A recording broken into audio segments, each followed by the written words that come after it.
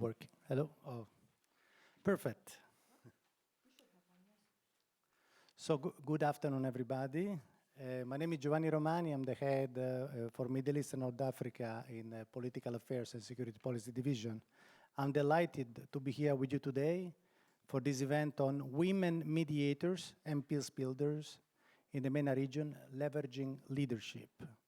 Many thanks to all our guests for making it to Brussels, and it's great that finally we're able to organize an in-person event today. And it's great to be able to see faces again after such a difficult time. We also welcome our audience that is joining us online. It's very important for NATO to facilitate such an event, to diversify its audiences in the Middle East and North Africa, and to support women in the vital role of mediators and peacebuilders in the many conflicts and crises in the region. A few words on logistics before we start. This event is being broadcasted live on Zoom, and it is recorded.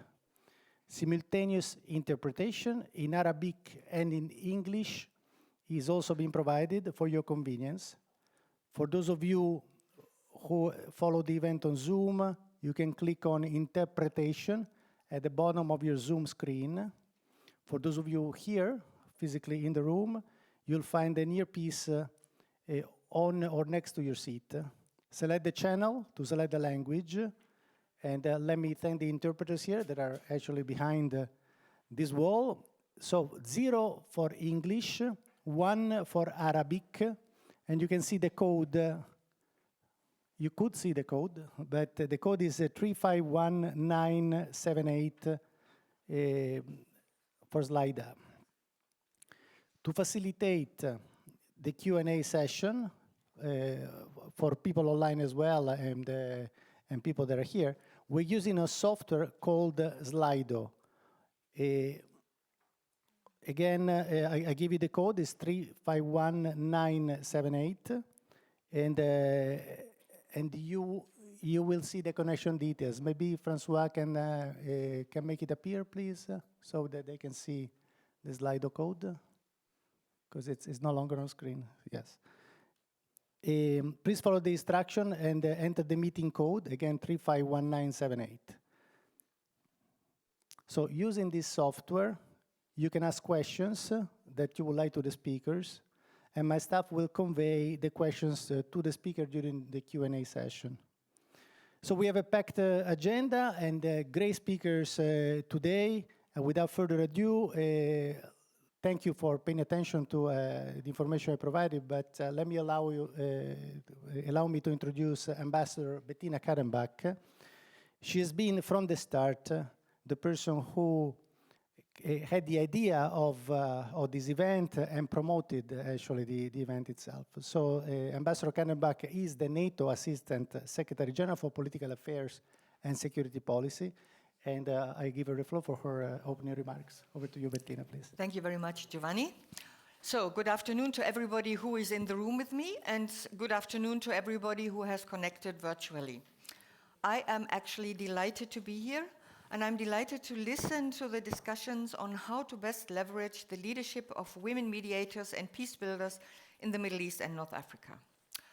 The first question I think that will come to mind is, why is NATO organizing this event? Why does NATO, of all international organizations, want to discuss the role of women in peacebuilding and mediation efforts? Why is this defensive political military alliance based in Brussels keen to amplify the voices of women from and in the MENA region engaged in peacebuilding and mediation? Why are we doing this at this time of a security crisis, the likes of which we have not seen in Europe in decades? Well, first, the security of the Mediterranean and subsequently of the MENA region is intertwined with the security of the Euro-Atlantic area, which is NATO's purview.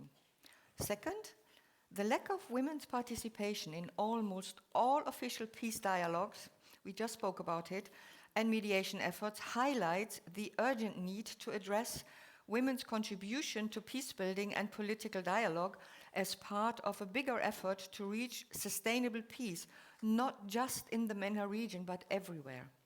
And third, this event has been a long time in the making.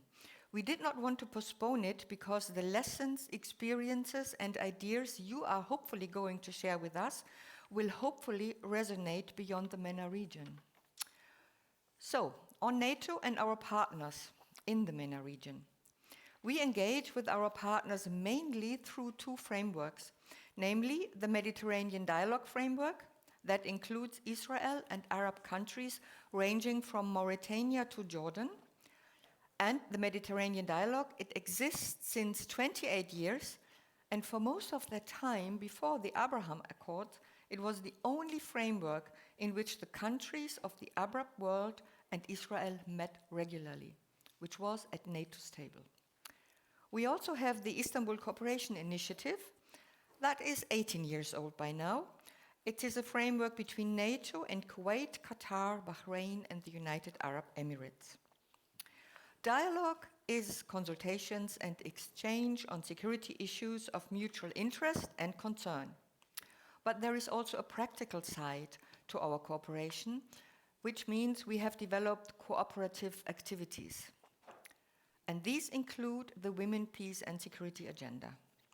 Irene, as the Secretary General's Special Representative, you will later cover this in much more detail, so I will just limit myself to underline the importance that NATO, and when I say NATO, I mean all 13 NATO allies, attach to NATO's Women, Peace and Security Agenda and its links to our cooperative security. I don't need to educate anyone here on the United Nations Security Council Resolution 1325 of October 2000, which already underlined the disproportionate impact of conflict on women and girls and the vital roles they play and must play in peace and security. NATO, as a major international organization working on defense and security issues, has shaped its own Women, Peace and Security agenda according to our values, as in individual liberty, democracy, and human rights. That means women's full involvement in defense and security is a must for allies. Our approach is based on integration, inclusiveness, and integrity, changing the way we think and the way we act as a political military organization. That also means the Women, Peace and Security agenda is an integral part of our cooperation programs with partners. Many, if not all, of them have adopted key normative frameworks on women's rights, such as the Convention on the Elimination of All Forms of Discrimination Against Women and the Beijing Declaration and Platform for Action. So in 2017, NATO developed a policy on women, peace and security. In 2021, an action plan was devised and adopted by allied ministers. And let me make just one personal remark off script. As a diplomat who began working on the implementation of Security Council Resolution 1325 in 2000 at the German mission to the United Nations, witnessing NATO adopt an action plan on women, peace and security 21 years later was not a moment too soon. A number of MENA partners have associated with NATO's policies and action plan, e.g. Jordan, Tunisia, the United Arab Emirates. This opens up concrete participation in NATO's discussion on women, peace and security, as well as a number of courses offered on gender issues and the potential support to develop and implement national action plans. One of our most visible projects in the MENA region in this respect is our support to the Kingdom of Jordan's Military Women's Training Center, inaugurated in June last year. The center supports Jordan on a practical basis to reach its goal of increasing female representation in its armed forces. We are looking into the establishment of another Women, Peace and Security Center in the MENA region. In addition, MENA partners have shown keenness in participating and engaging in public diplomacy activities on women, peace and security. For instance, tomorrow, the NATO Istanbul Cooperation Initiative Center in Kuwait is organizing a seminar on women, peace and security in the Gulf. This event follows a seminar organized in May 2021, which served as kind of the introduction to the women, peace and security agenda to our ICI partners. And together with our partners, we have every intention to build on that. NATO is committed to strengthen political dialogue, practical cooperation, and public diplomacy efforts with our partners in the MENA region.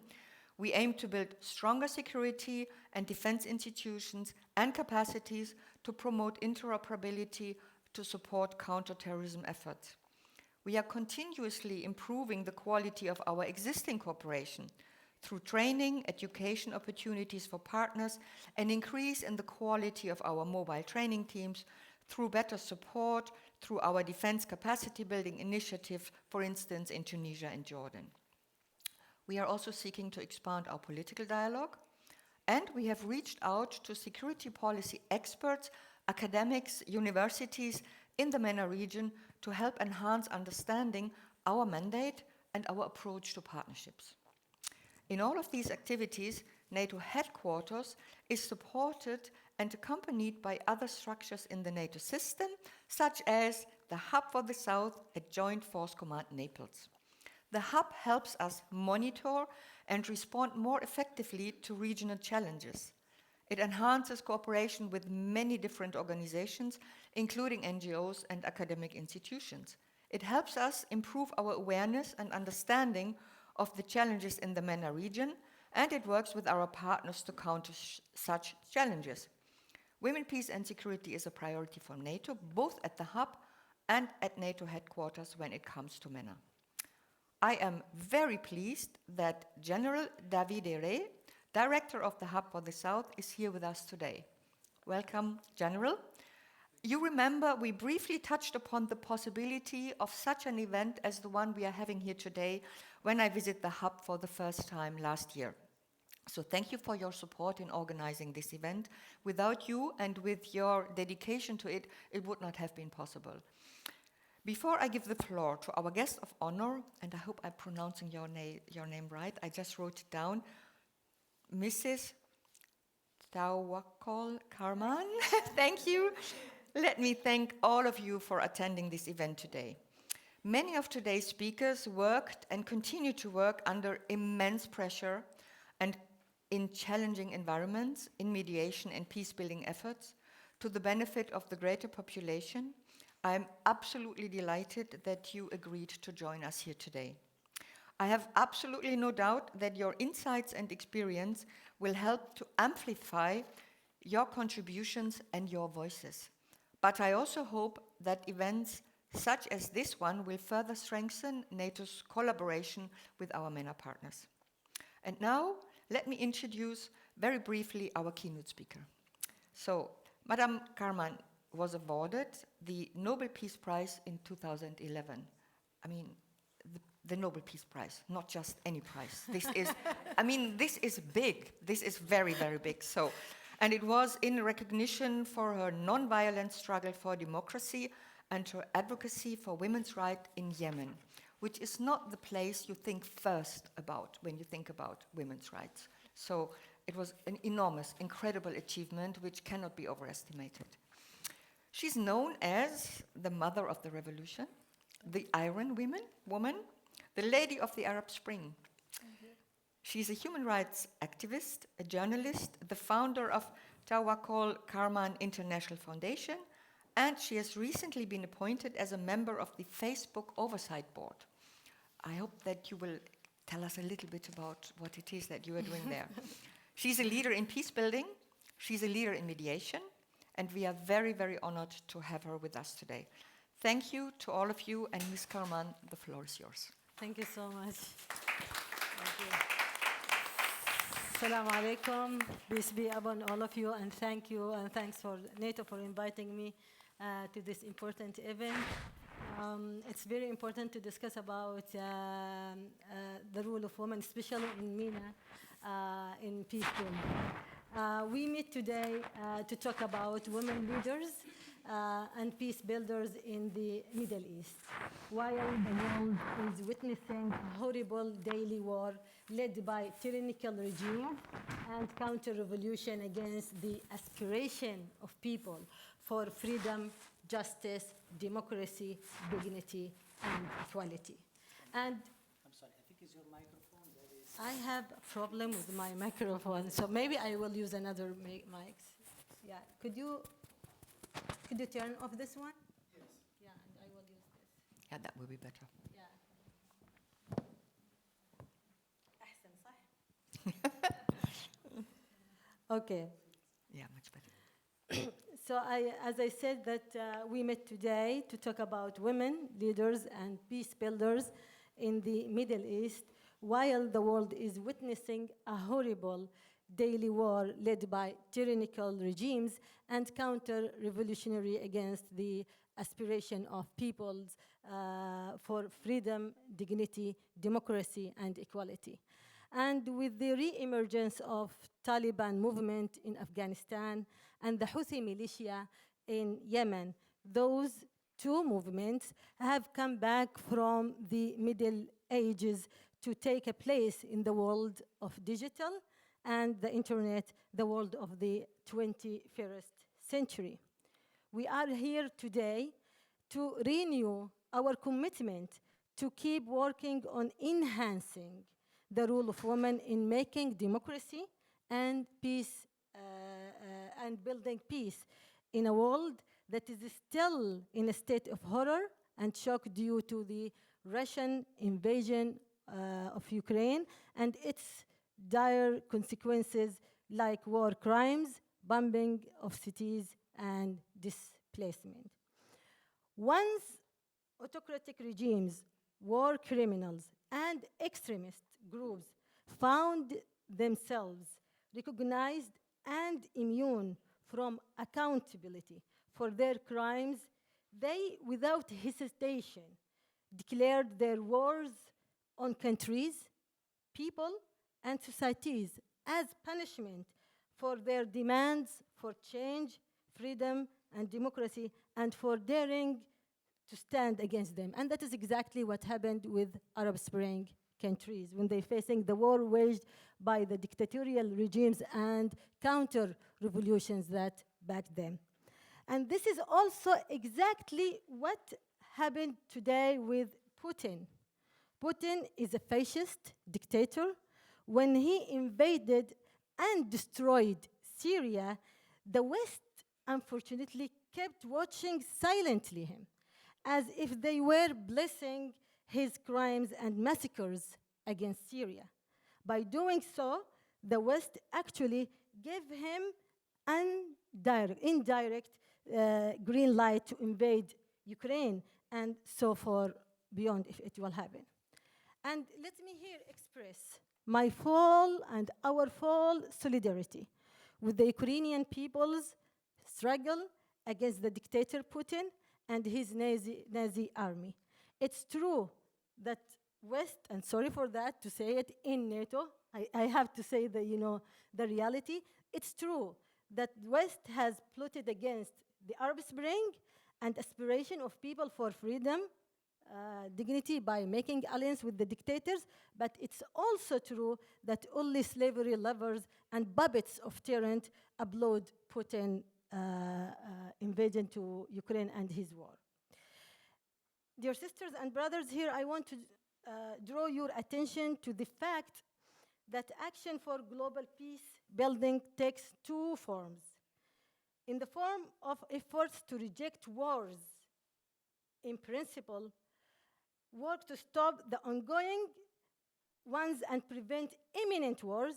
The other one is to work for values which establish genuine stability, lay the foundation of social peace inside nations, and promote peace in international relations in order to disseminate and consolidate values of human rights and democracy, strengthening women's rights and justice, eliminate poverty, and provide equal opportunities for peoples inside their countries.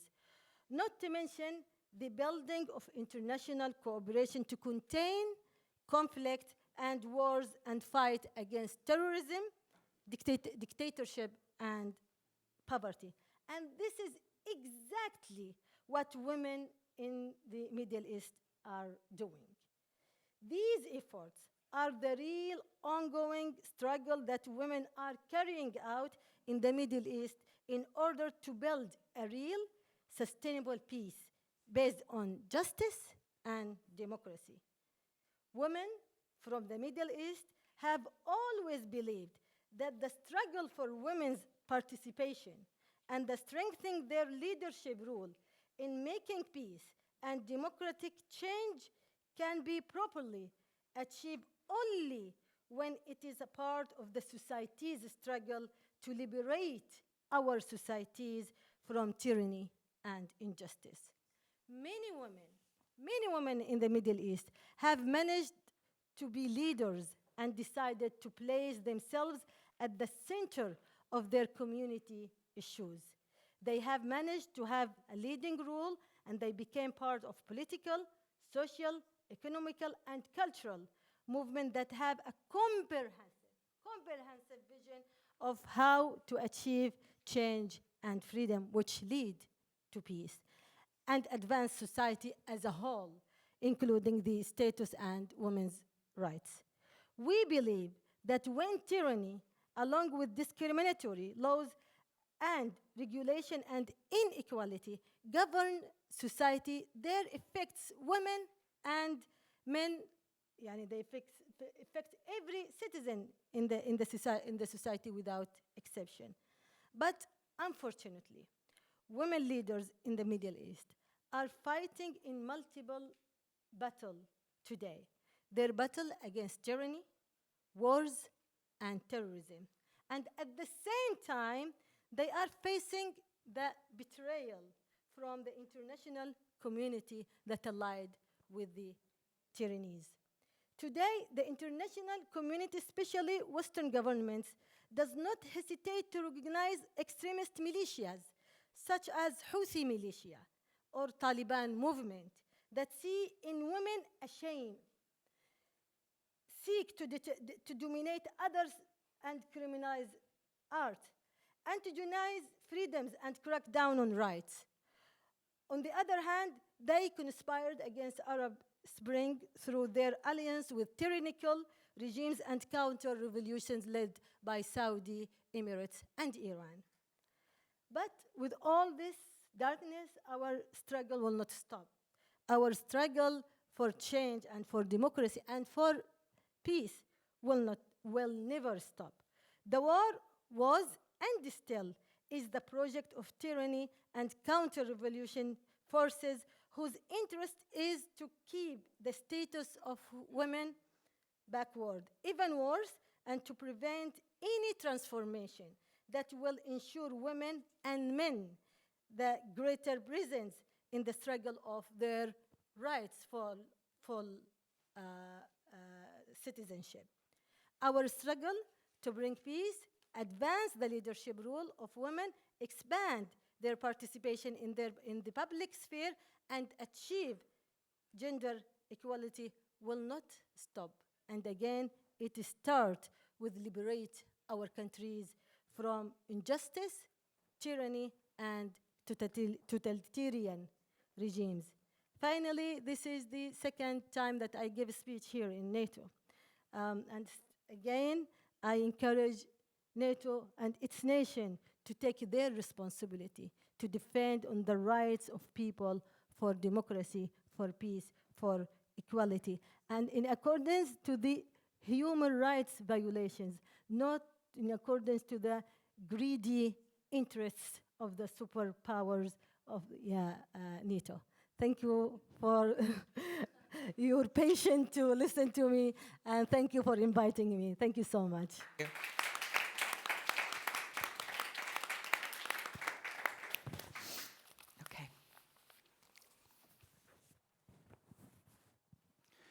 Thank you very much for your speech. So now we will leave the podium to actually the first panel of the day, which will be moderated by Loredana Teodorescu. She's the head of the Global Alliance for Regional Women Mediator Network Secretariat.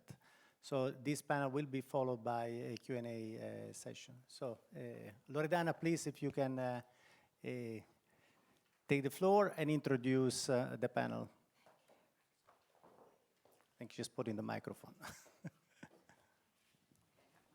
Over to you. Thank you.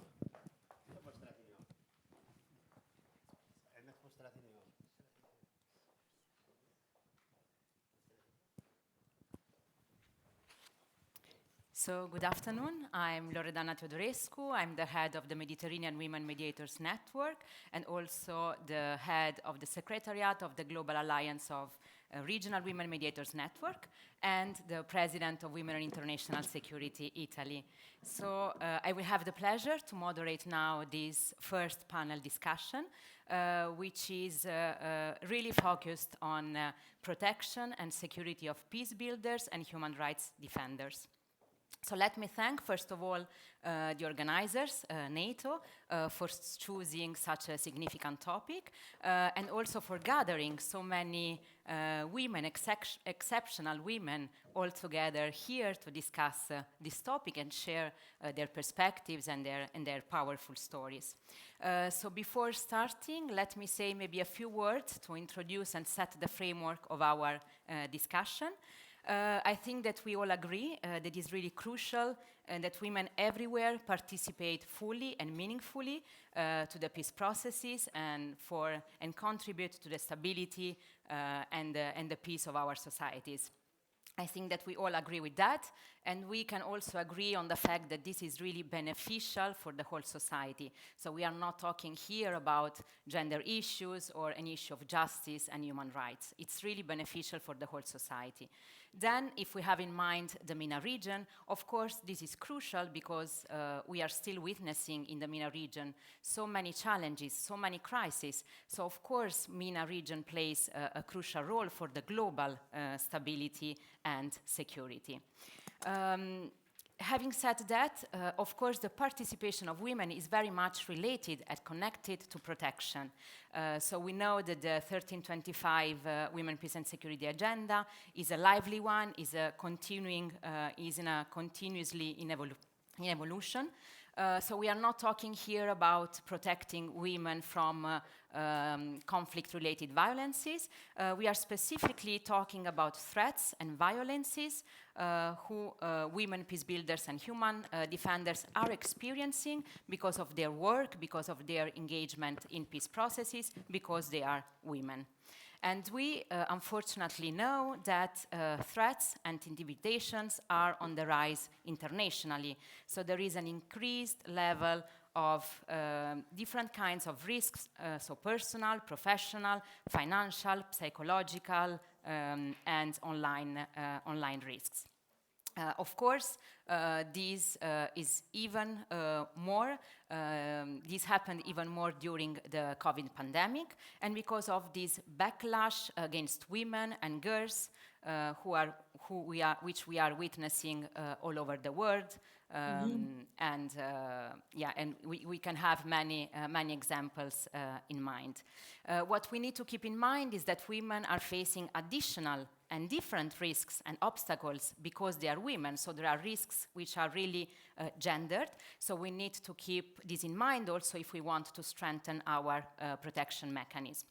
The UN Commissioner for Human Rights very recently said that the situation of human rights defenders and the prospects for humans' full participation in building peace has become vastly worse. So of course the numbers are not encouraging, and this needs that we need to do something, also having in mind the risks are becoming different. They are not always so visible and so connected to security in a traditional way.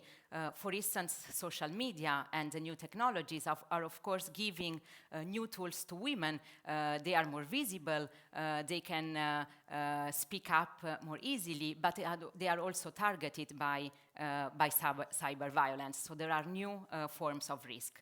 All this situation, of course, harms us all because this is significantly undermining our global objective, which is to have peaceful and sustainable societies. And this is why we are here to discuss the protection of women, peace builders, and human rights with two main aims in mind. The first one is really to highlight, to shine a light on how gender impacts the security or insecurity of these peace builders and human rights defenders. So to understand together with them which are still the obstacles, and then trying to understand and to share some recommendations on how the international community could help and what could do better and more. So together with me, I will have here two distinguished guests, which I would like to ask to join me on the stage. Rida Al-Tabuli, who is the founder and president of Together We Build It, Libya, and Ebtesam Al-Ketbi, who is the president of the Emirates Policy Center. And then online, we should have Ayat Najvan. I think that she will join us very soon. Great. And she's an associate professor at Yarmouk University, Jordan. So with this distinguished panelist, first of all, I would like to thank you for being here, really for sharing your stories and perspectives. It's really, really important for us. And I would like to start with you, Dr. Rida. Rida, you are, as I was saying, the co-founder and director of this organization, which is called Together We Build It, based in Tripoli, Libya. During the last decades, you have intensively advocated and supported women's participation in peace and political processes. So, of course, it would be very interesting to know a little bit, to learn a little bit about your story and your insight, and how being a woman has affected your work and the work of your colleagues and friends, especially in such a fragile context as Libya. Thank you so much, Rida. The floor is yours. Thank you so much.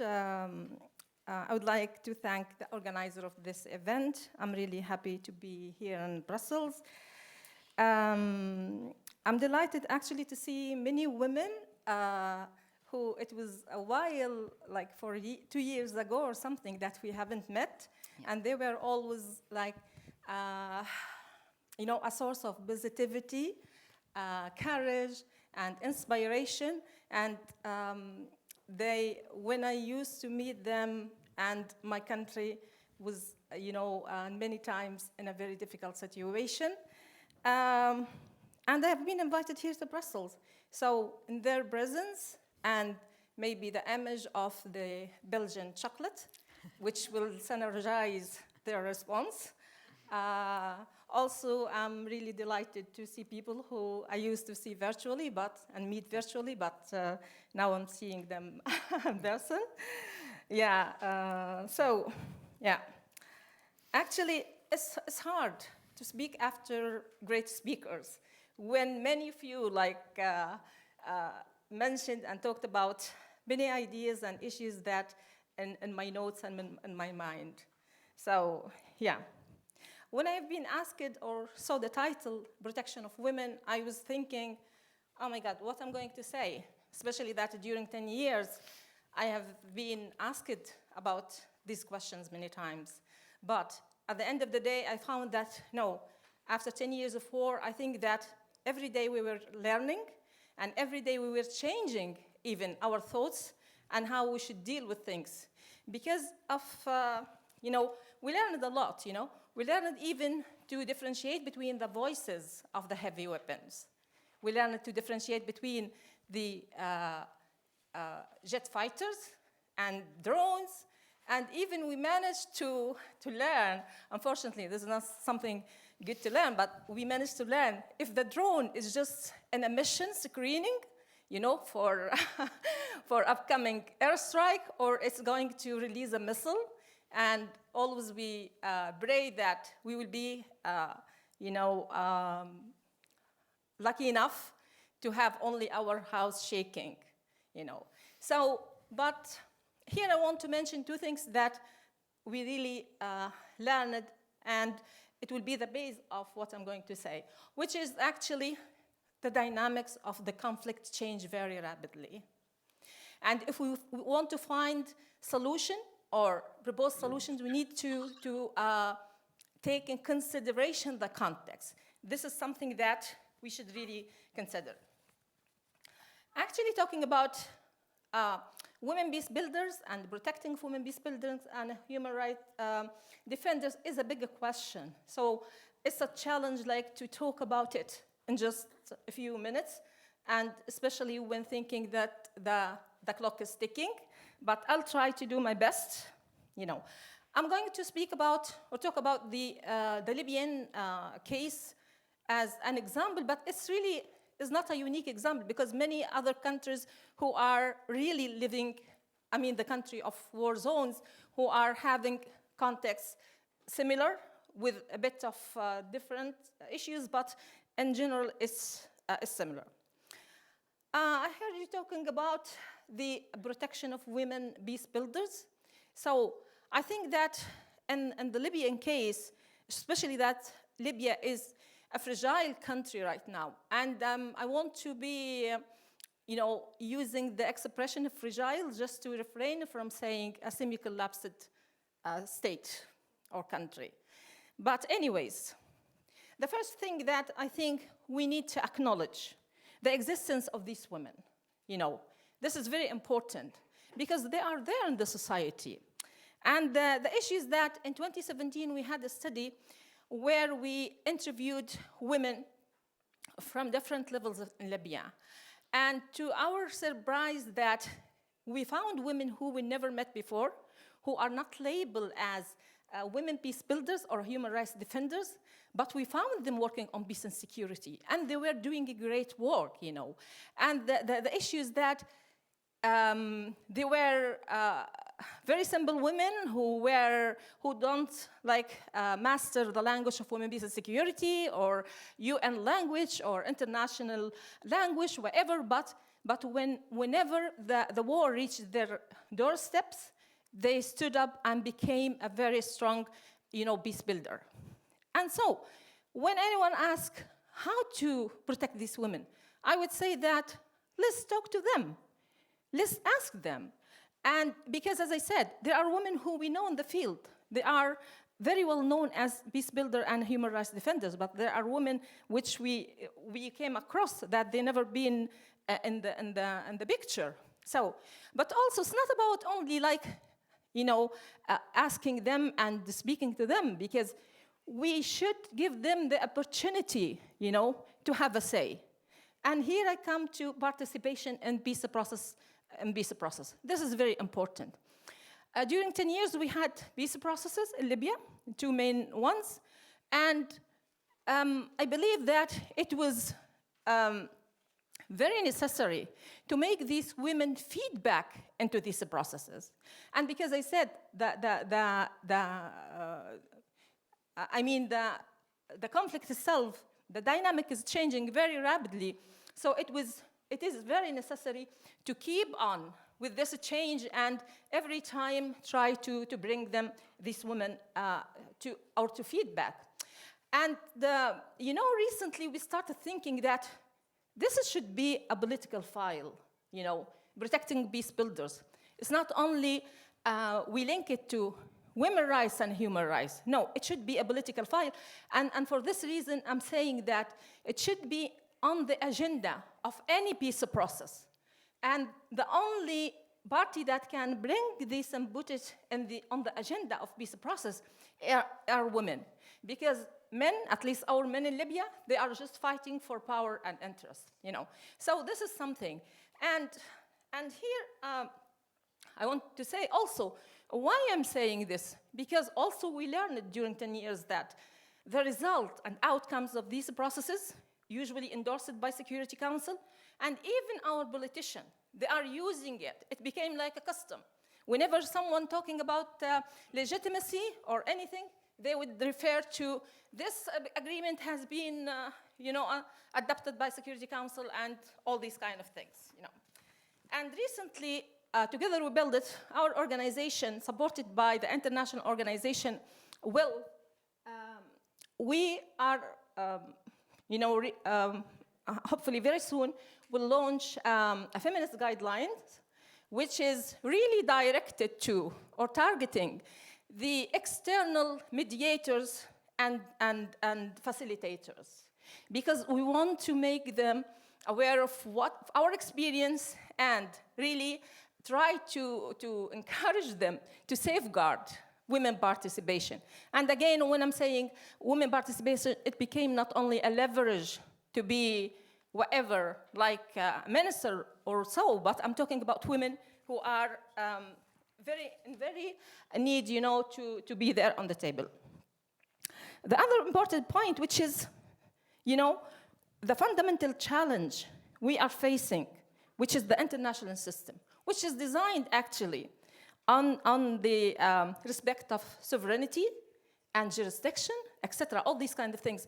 And this is also a challenge that can used sometimes and not other times.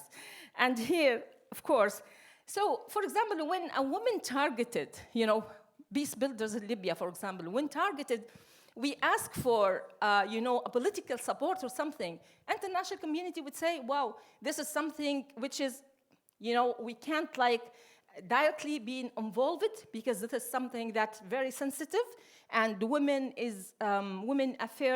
issues like an internal affair.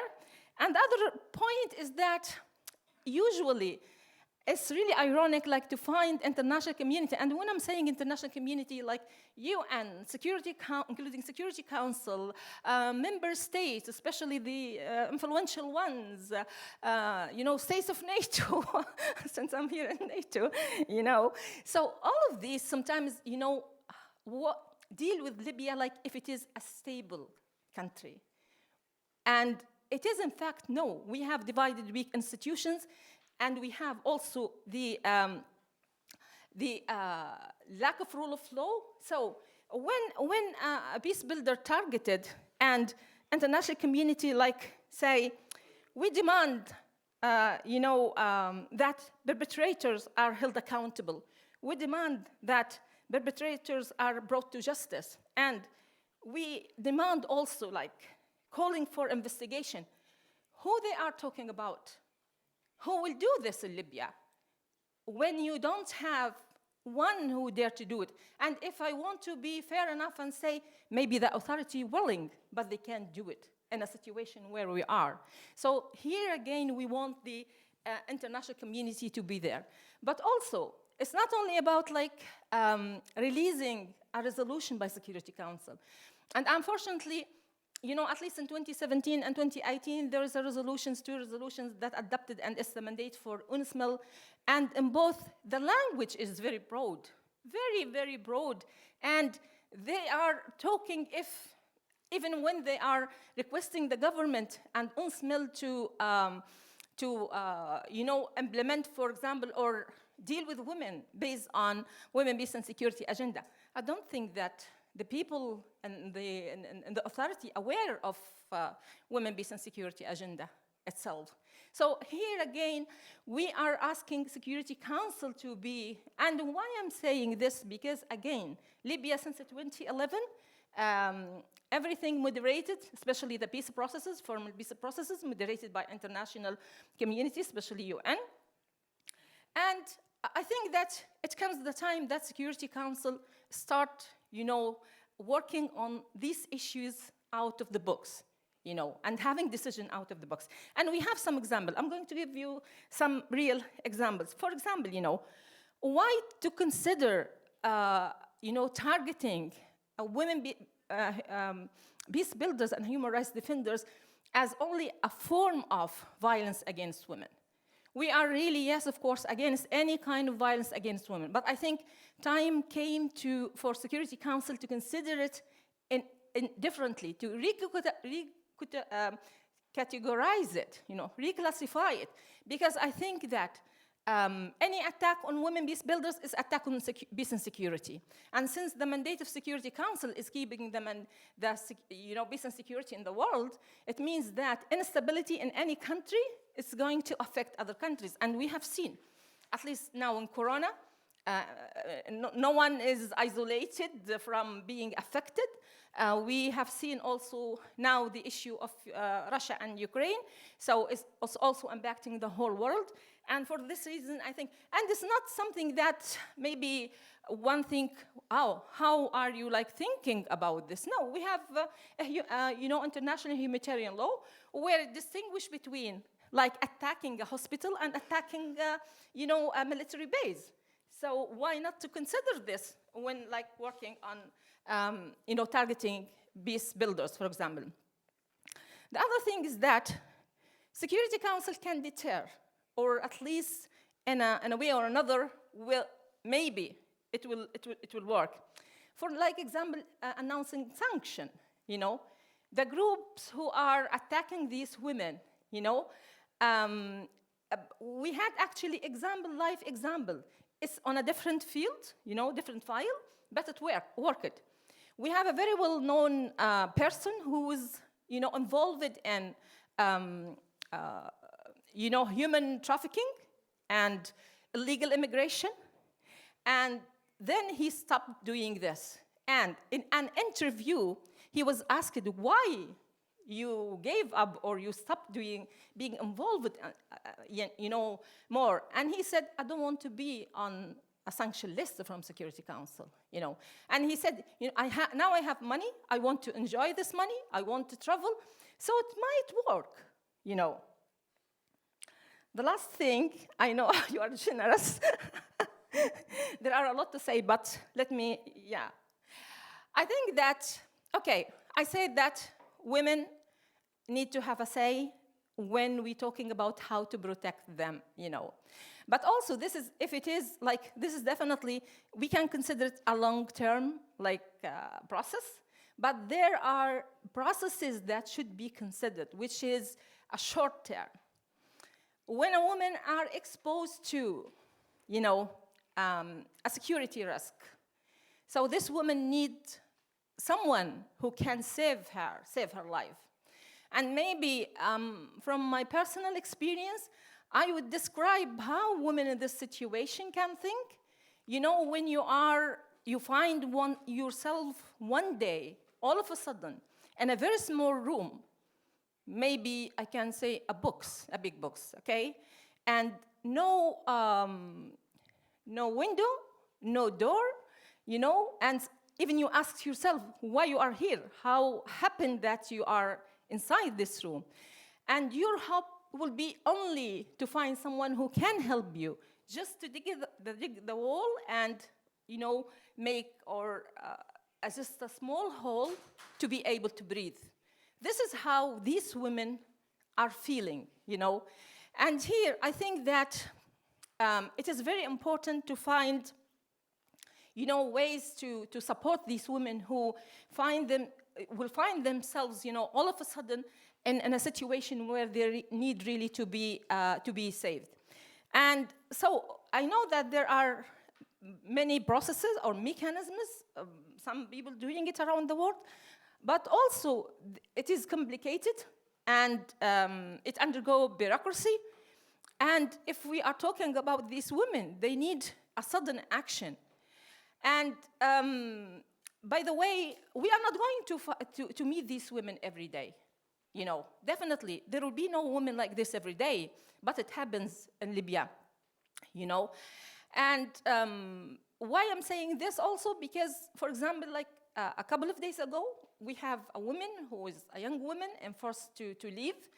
And she was, for more security, she left by land. And when she went to the other side of the border, she couldn't even find a transportation, transportation to go to at least the first town near the border. So this is something related to logistics, and also she has no enough money. And if there's someone who can help her, if there's a window of a flexible funding, for example, which is not asking. So if we ask this young lady for invoices, how can she provide invoices in such a situation?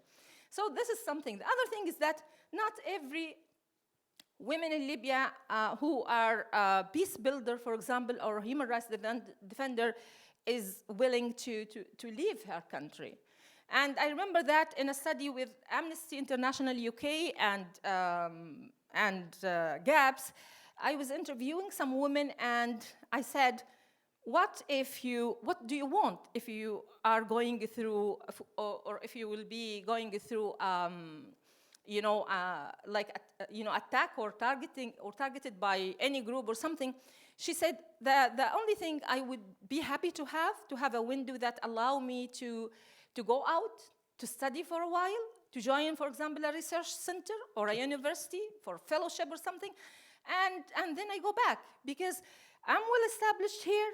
I'm, financially, she's doing very well, and all this shows that we need to have an action regarding women peace builders and consider them as part of the peace peace and security. There's a lot to say, but I know that you were generous enough, and if there's anything during the discussion I can add. Thank you so much. Thank you so much, Rida.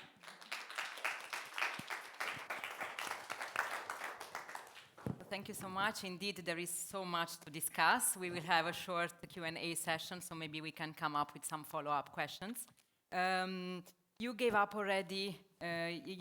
already many insights and also some concrete recommendations, such as recognition. So let's start with recognition. Can you hear us, Ayat? Maybe yes, I hear you very well. And great, you? Great. Yes. Okay, thank you. Thank you.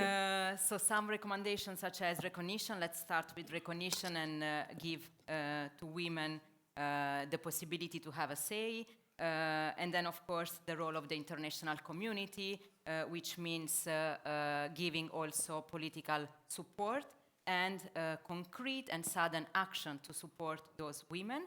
And I think it's also interesting this idea of considering this kind of violence as a very specific one with specific actions to be taken. So thank you very much. And now I will go online to Ayat Nashwan. Ayat is the professor and head of department at Yarmouk University in Ibrid, Jordan. It's really pity that you are not here, but it's good anyway that you found a way to involve you in our discussion. You were also the first female director of this center at your university addressing refugees, displaced persons, and forced migration. Rida was mentioning a little bit this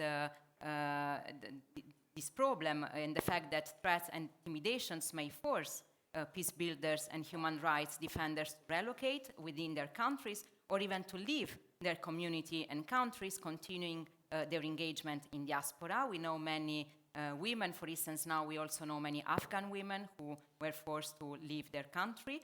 Of course, it's a very difficult choice.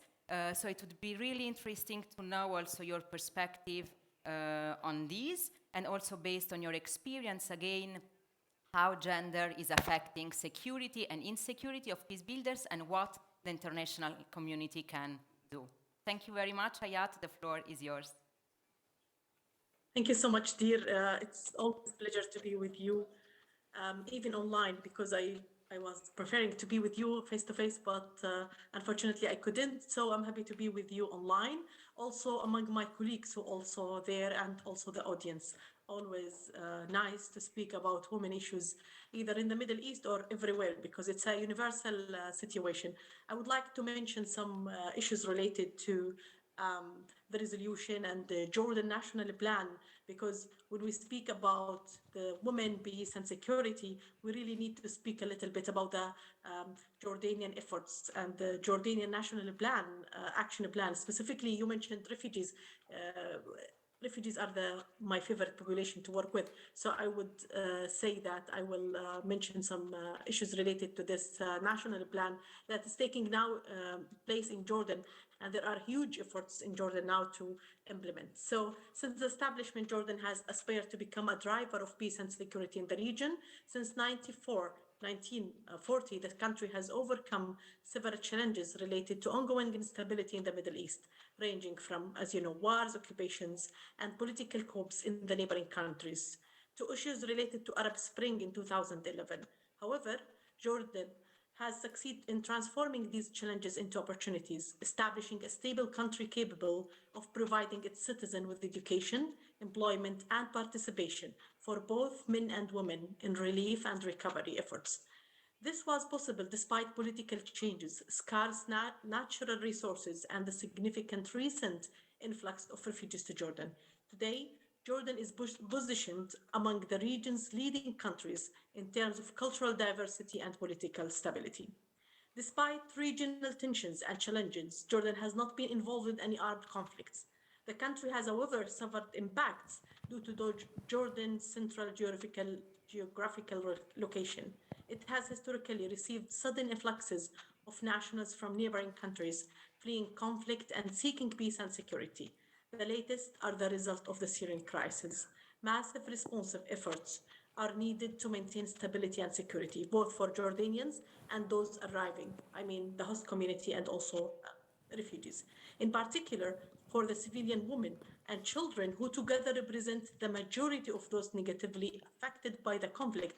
And I have statistics here mentioning that according to Syrian Refugee Affairs Directorate, SRAD of the Ministry of Interior, received through formal letters between the correspondents. As 2017, there were about 300,000 Syrian women, refugee women, representing 45.3% of the total number of Syrian refugees in Jordan, which means those women need also a specific or a special attention to be taken.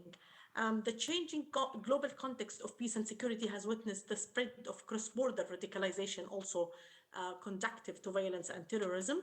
Jordan was affected as any other countries. There has been a consequence call for gender-sensitive intervention by Jordanian authorities at all levels, requiring the involvement of both security and humanitarian sectors working together at the same time.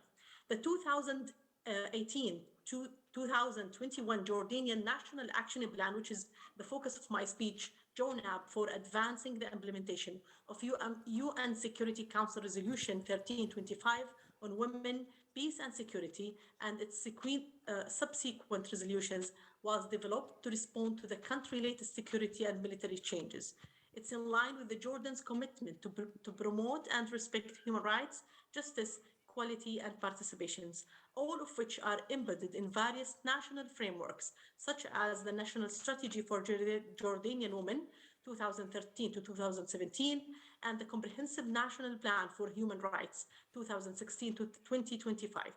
The JONAP for advancing the implementation of UNSCR 1325 aims to integrate a gender-based approach towards women participation in prevention and protection processes during conflicts, as well as in peacebuilding and maintaining stability and sustainable security.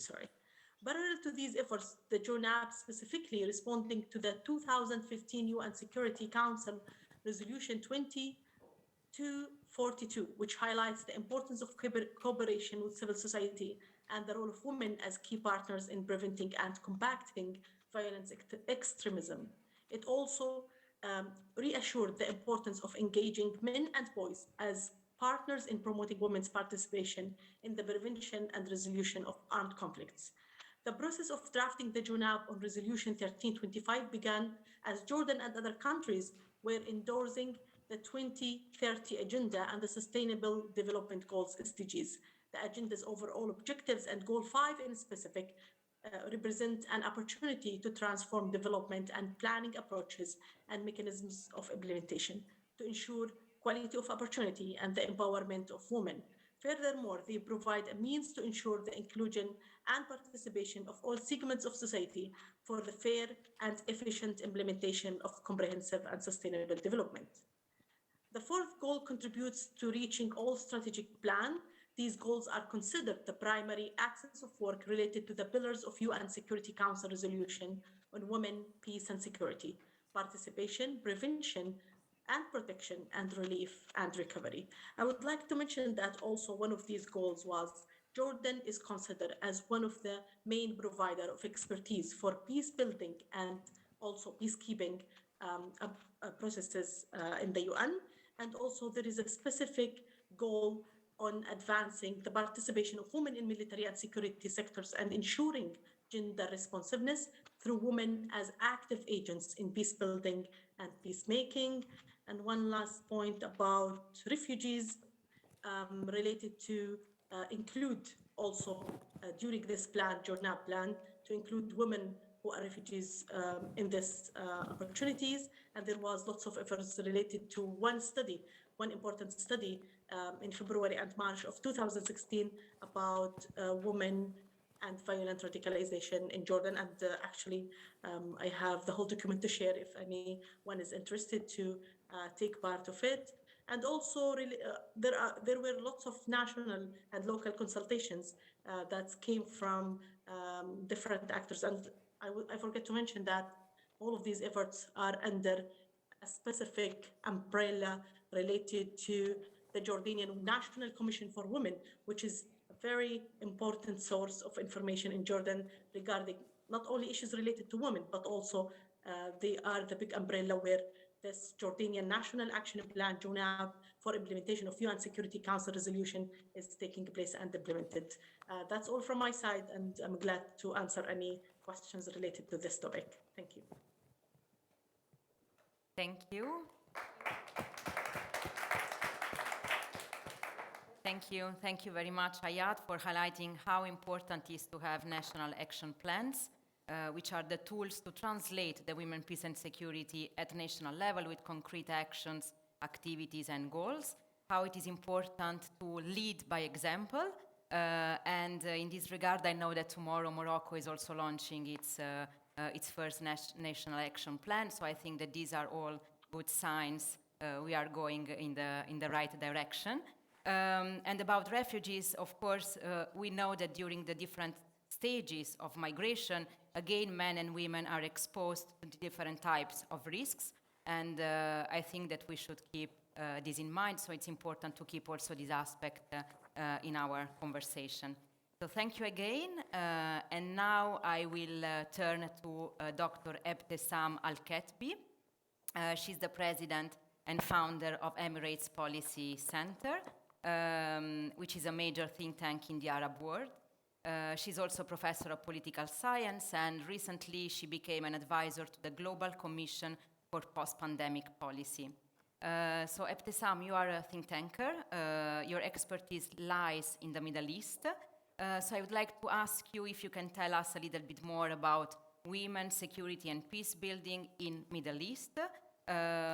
Also maybe in the context of the pandemic. Thank you so much, Ebtesam, the floor is yours. Thank you. It's a pleasure and honor to be here with distinguished colleague, men and women. I've never remembered that any war or conflict initiated by women. It's always by men, right? Yeah. But always the women are the victim of that conflict and war. Coming of the region, MENA region, plagued by crisis and conflict, and there are a lot of challenges facing that region, such as poor economic growth, which is exacerbated, of course, with the Ukrainian war, which will, I think it will lead for more conflicts on different angles, either economic, social, and even political, and wars and mass displacement which of course always disproportionately affected women. And conflict and displacement. MENA region has experienced disproportionate of conflict and population displacement, over the last decade, women and children are at a higher risk of exploitation and abuse in conflict and displacement setting. Lack of representation in conflict resolution and peace negotiations. And women have been underrepresented in most formal efforts to resolve the MENA regions, the three largest ongoing wars in Libya, Syria, and in Yemen. Despite attempts by some international actors to involve women in these processes, but still women is not there. Roles in radicalization also, terrorism and violent extremism, women like men may find radicalization by extremist group like the Islamic State attractive. Some extremists target women for support and recruitment. Though experts have noted that women also may be uniquely positioned to counter violent extremist ideology. This is also a phenomena in the region, should be not underestimated while we are following the situation of women in the region. The region also performed poorly in the 2021 Women, Peace and Security Index. All countries, Iraq, Syria, Yemen, sustaining levels of violent conflict were among the 10 worst performance according to this index. Now, if we move to conflict resolution and peace negotiations, studies have shown that the inclusion of women in peace process can help to reduce conflict and improve long-term prospects for peace. My colleagues spoke about women as a peace builder, but I haven't seen in our region any woman included in any peace negotiation, as if women lack any capability to be part of that. And there was no stress also from the international organization regarding that. There was a study in 2015 estimated that the participation of women and civil society groups in a peace negotiation make a peace agreement 64% less likely to fail and 34% more likely to last at least 15 years.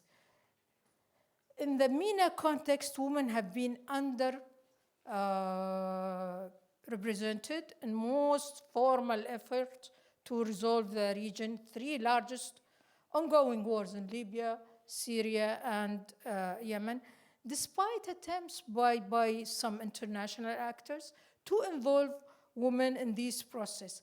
This, of course, goes to still the mentality of in the region that women come after, and politics and wars and peace is only for men.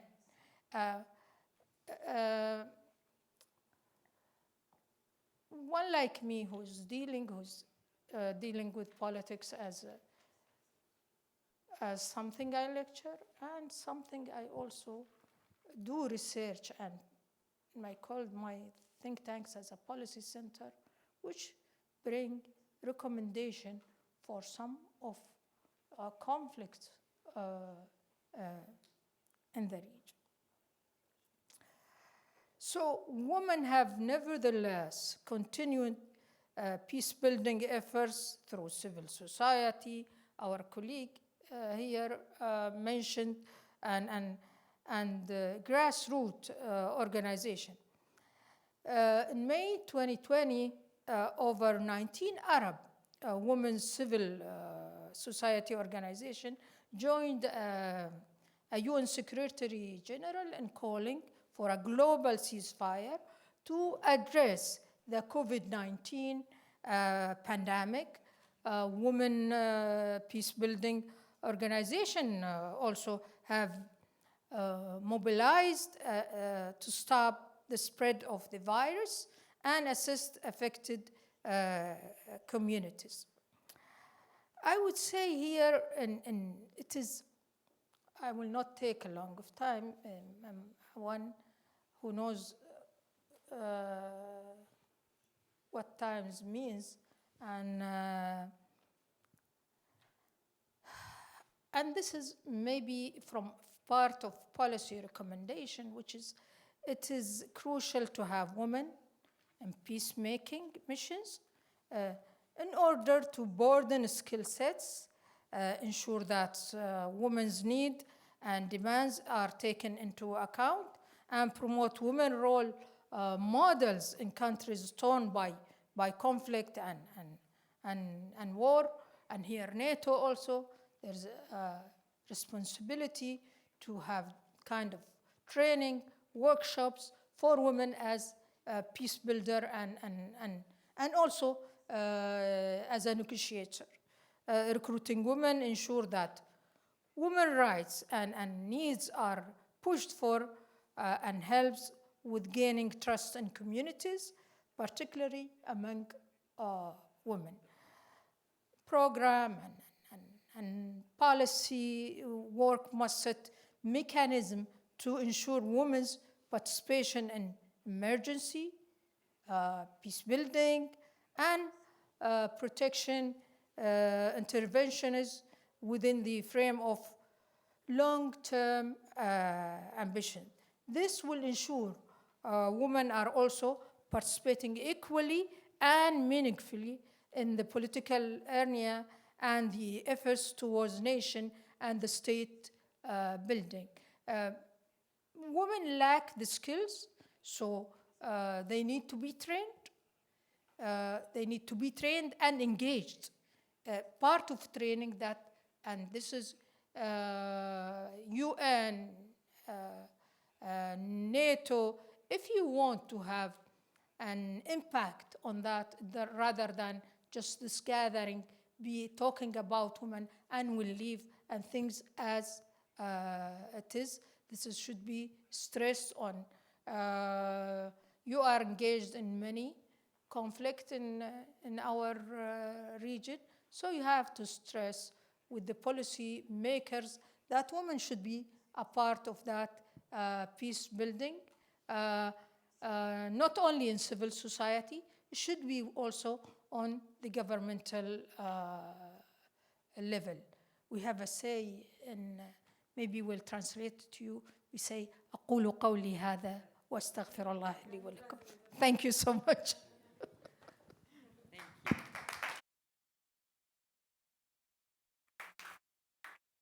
Thank you so much, Abdesam, for reminding us the added value of women leadership and how why it's so important to include women with different perspectives and a different way of doing things. And I think that what we are witnessing today with so many crises and the war in Ukraine reminds us that we really need to work all together, women and men, to overcome these challenges and really achieve peaceful societies.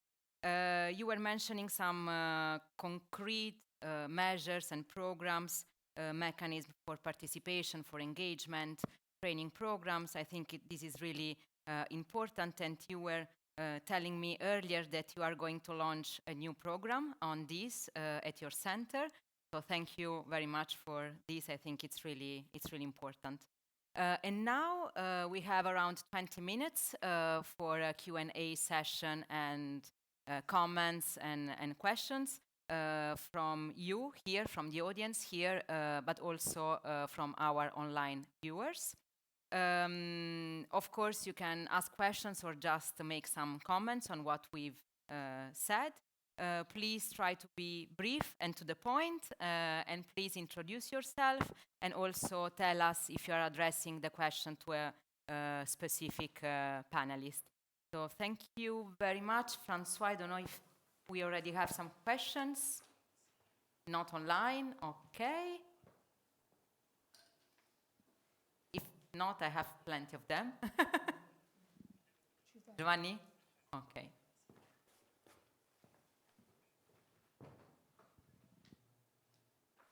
In the meantime, maybe, yeah, we are searching for a microphone.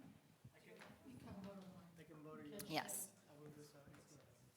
Yeah, it's a short Thank question you. because all of you talked about the lack of women presence in the negotiation, but Libya actually had a Minister of Foreign Affairs. I just wanted to know from you what you feel like was the impact of having a woman, in that position in the government. Rida?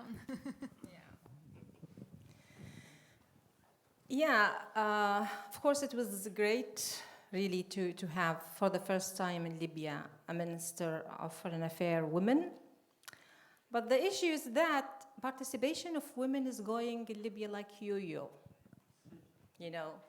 So no guarantee to have women. It's not about that one day we have a woman and next day no. This is our issue. And the example for this that we have now a new government. So now we have two governments, by the way. Two governments, The newest one, I think, has only one woman, maybe or two, I'm not sure. So this is what we are talking about. It's not about that.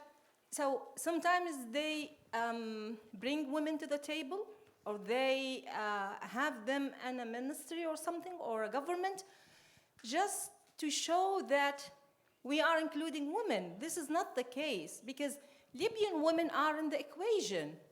They are there, and I gave you an example about women who are not labeled as activists or peace builders or whatever, and they were there.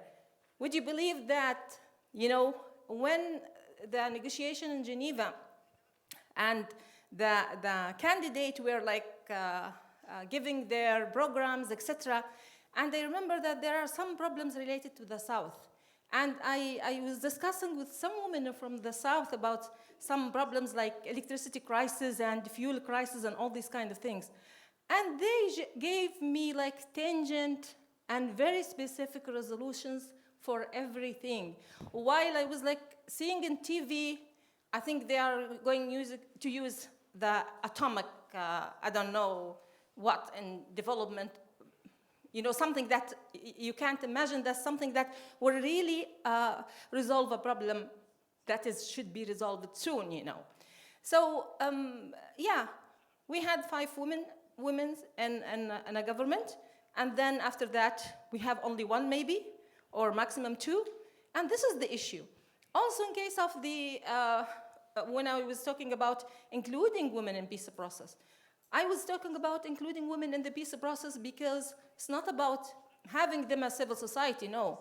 I'm talking about women that will be part to feed what should be there, because the outcome is important. And before, we were talking as well about, the presence of women is not important to be in numbers and the quality and the qualification and all these kind of things. But as I said earlier, when the dynamic change, so we need to learn from that. For example, the latest peace process, the presidency council and even the prime minister, they were elected. So here, the number of women make a difference. This is what we want the facilitator and the mediator of a peace process take all this in consideration. They need to understand what is going on and what they are planning for. For example, we have the military track. The committee consists of 5 men and 5 men from each side. Why they are not like 7 and 7? And we have 2 women. We have women in the military who were set aside since 2011 with high ranking in the military. You know, and for us as women who are working on inclusion of women, we were doing a lot of work to encourage them to have a security reform. And this means that we wanted to bring back these women, you know, to the military sector and police sector, etc. So the designer of the process, I don't think that they thought that when they include women in this committee, this will help us as Libyan women to convince people, because it's very important for women to be visible. You know, if Libyans see women in this committee, this would make a difference for us. And again, at the end of the day, there are women in the military. Why they are not included? And we are talking about peace, women, peace, and security, which include 4 pillars, you know. Prevention, participation, protection, and peacekeeping. And we are talking about a committee.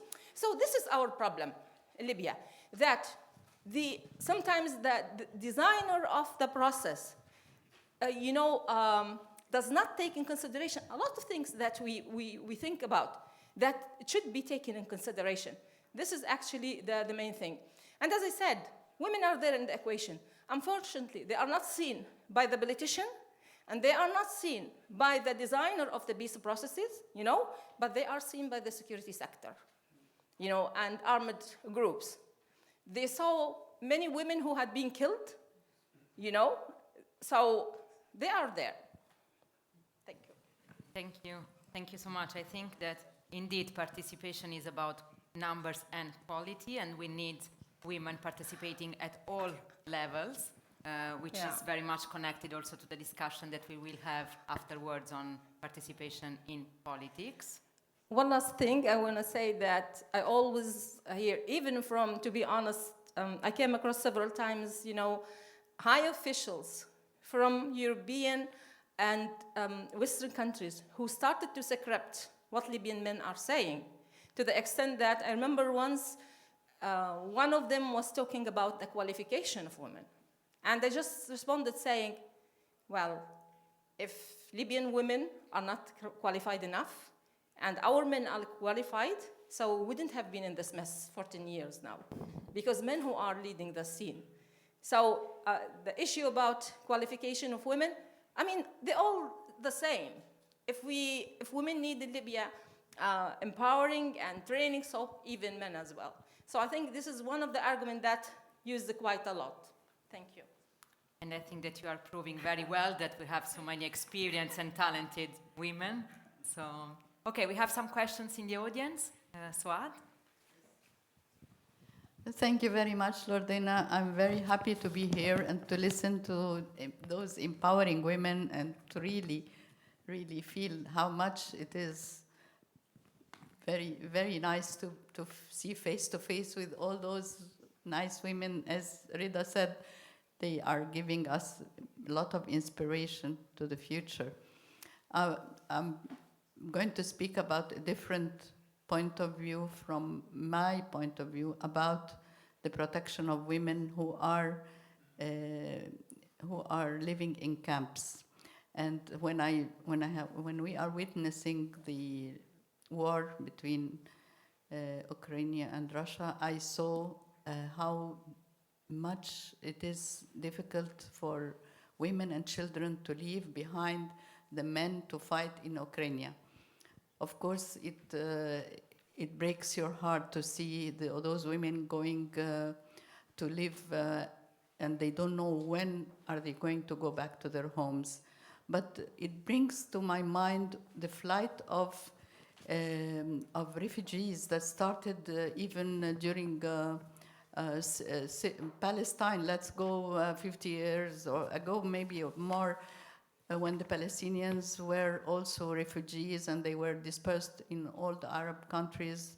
And also the Syrians later on, the Iraqis, the Sudanese, the Libyans. You know, in every conflict, there is a problem of refugees. Of course, as we are in NATO, we know very well how much it was a big problem when, for instance, the boat people, due to economic crisis in their countries, they were risking their lives by crossing the Mediterranean and going to Europe, and also leaving behind the women.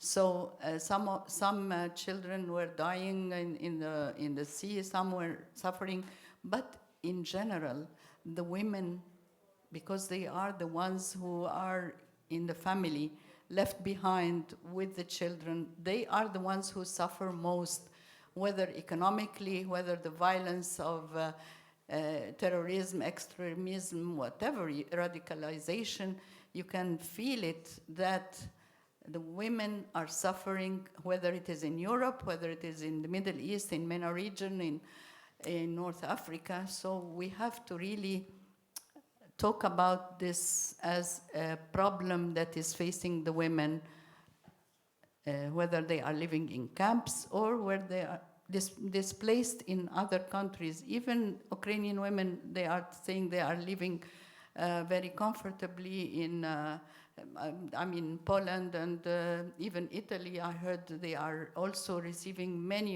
immigrants, refugees, but still it is a big problem economically, socially, integration, whatever. Egypt itself, my country also, receives a lot of refugees, but because Egypt is a big population, they integrate in the society, and we don't really feel the burden because they are economically and socially integrated. But I still feel that women suffer, even if they are living in a different society, in a different atmosphere, in a different, altogether economically, it's a very important problem. Thank you. Thank you, Suad, for your remarks. And then there is another question over there.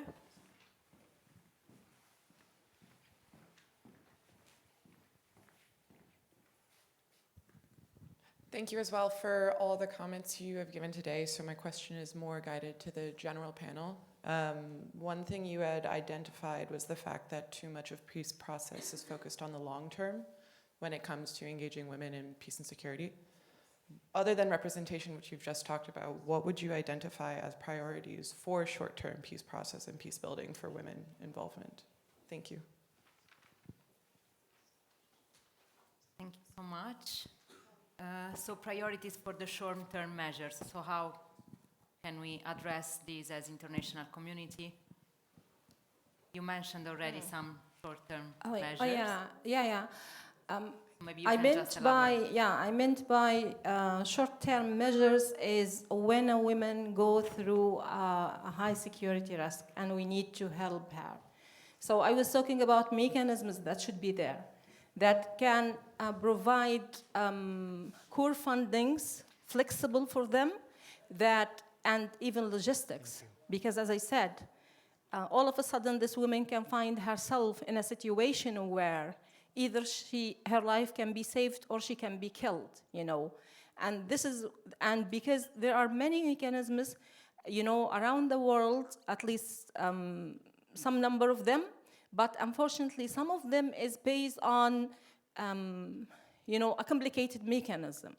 Or some of them, what they say, for example, if there's a woman passing by this condition and an organization or like, you know, a country or an entity say, okay, we can give you money, but we can hire you a lawyer, give you money for a lawyer in Libya.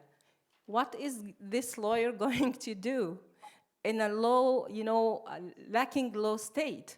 So this doesn't work. This is what I was talking about.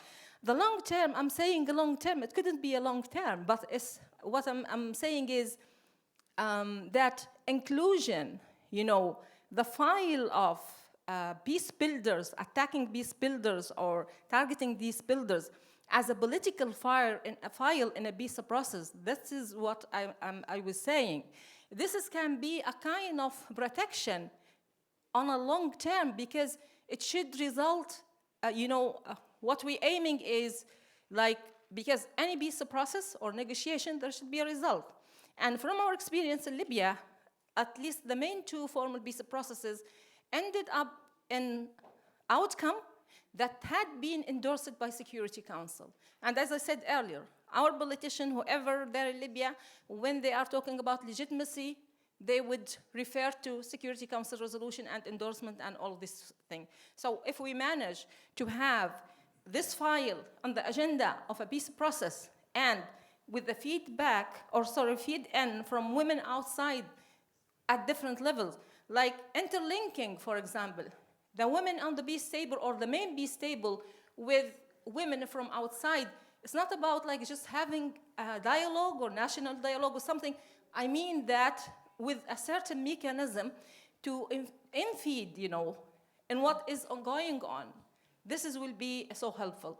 And by the way, there's a funding that, to my knowledge, should be launched recently. I think, I'll give you the name of that. I'm not sure if they started, if it is activated already or no, but yeah, it's the UNWBHF funding, which is supposed to be a rapid and less bureaucratic.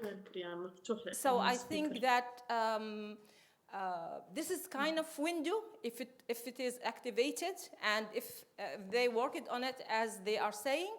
But also, we want in the region, we want women to reach this help and this support. Thank you, Rida. Ebtisam, do you want to add something? No? Ayat, online? Thank you. Yes. Thank you for giving me the opportunity also.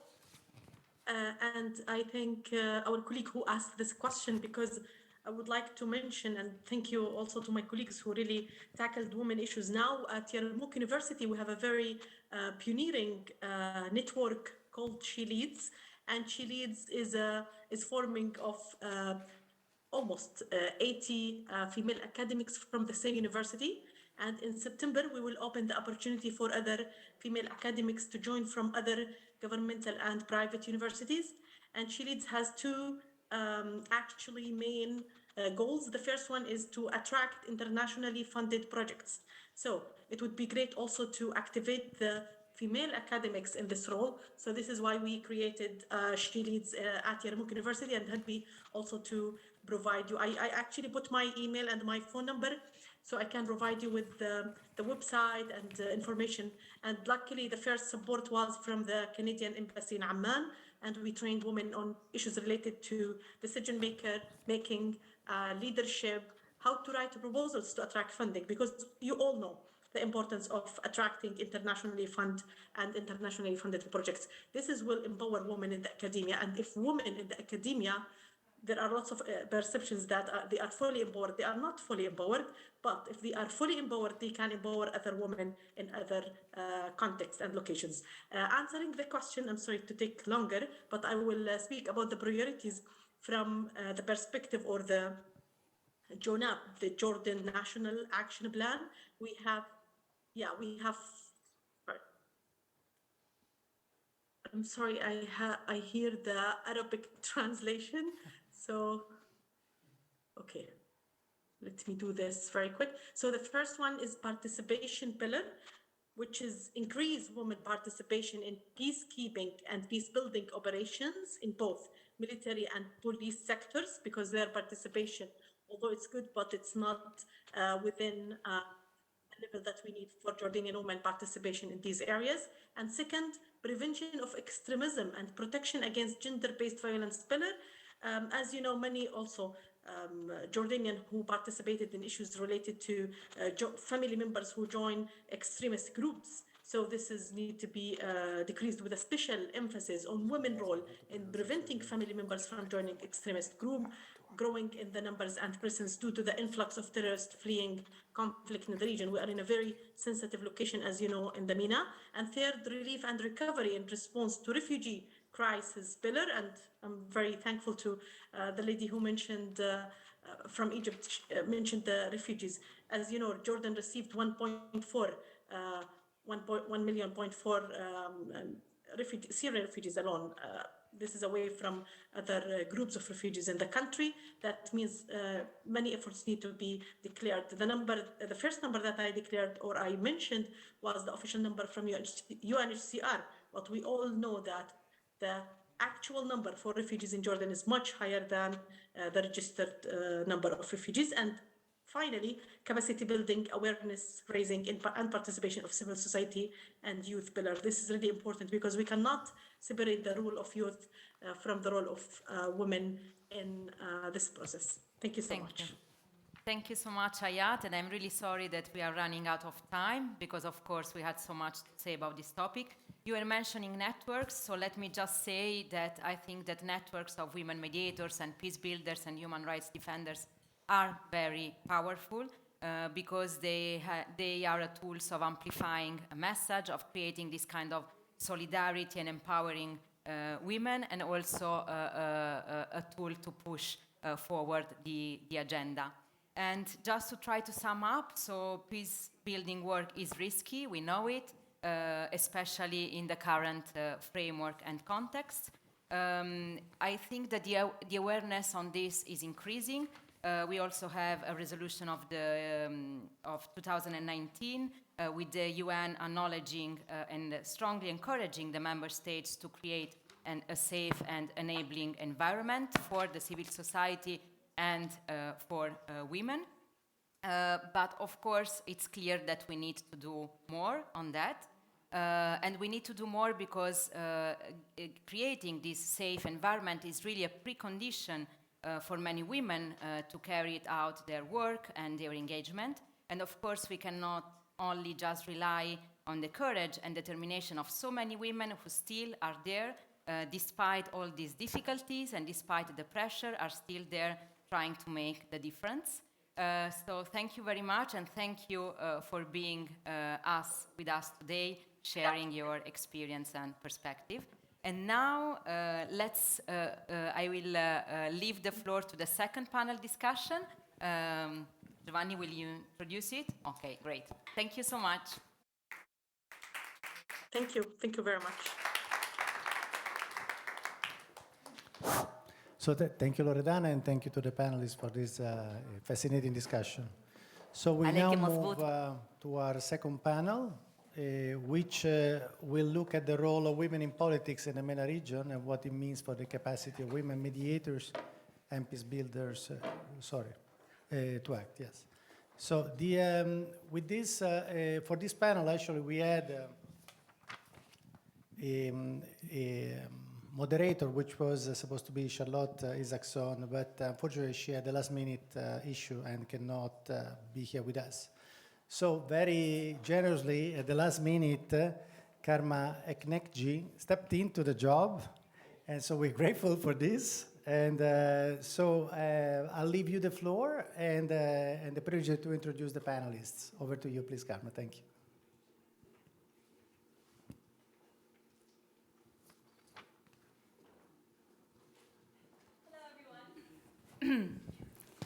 So these chairs are beautiful, but they're awfully, awfully uncomfortable. Is it only me, or everybody feels their backs? So I'm going to stand a little bit until our panelists join us.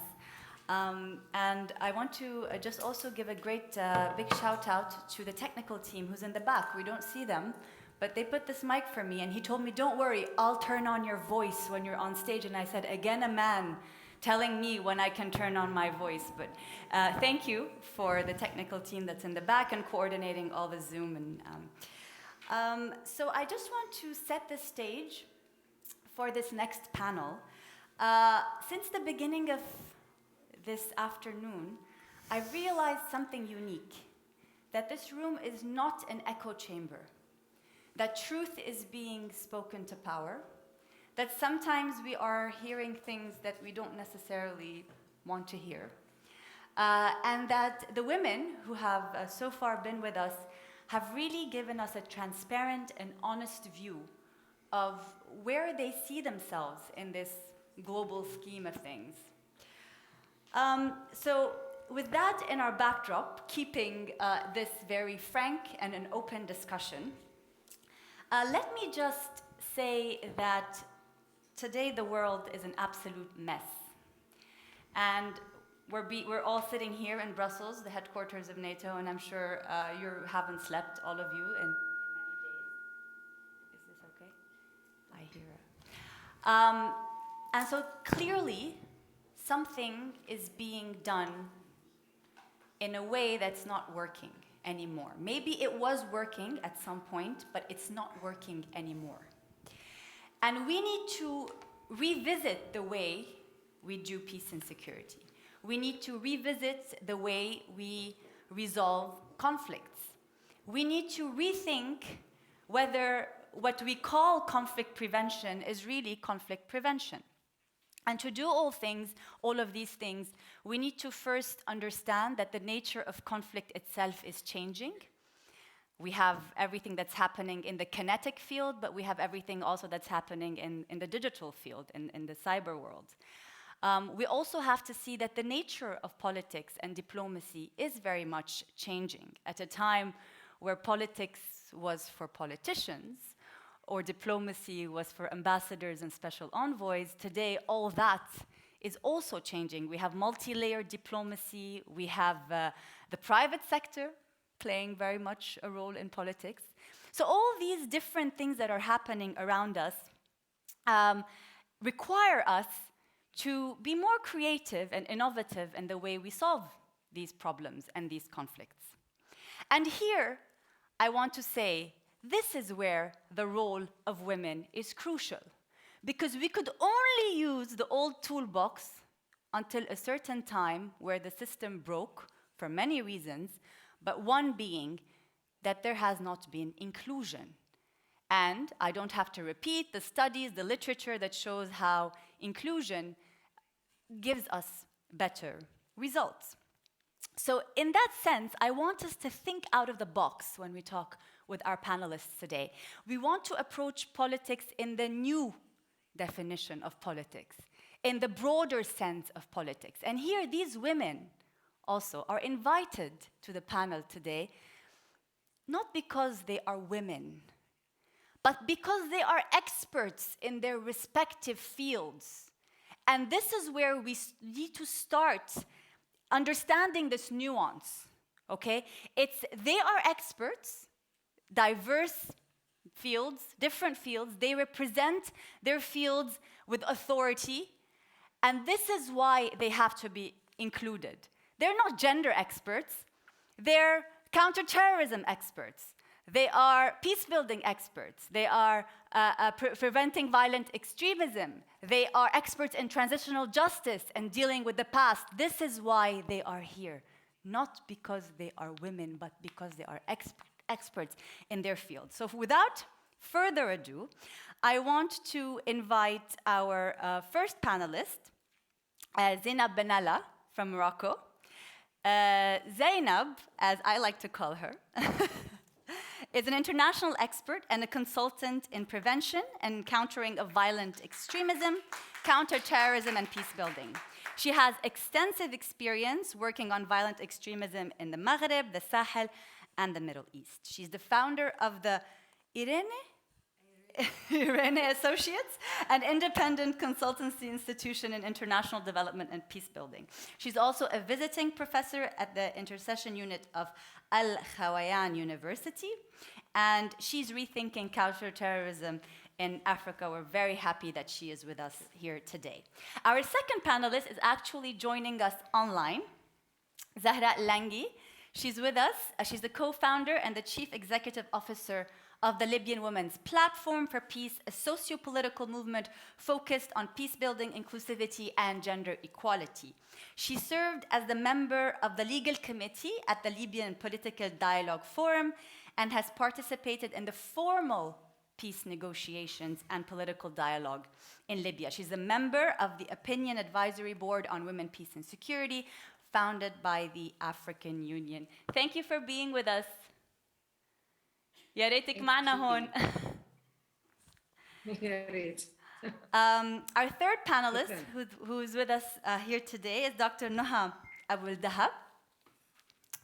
She teaches public international law and the law and politics of transitional justice at Georgetown University in Qatar. She's a non-resident fellow at the Brookings Institute and an award-winning specialist in transitional justice. We're very happy to have you with us. I'll sit now on this board.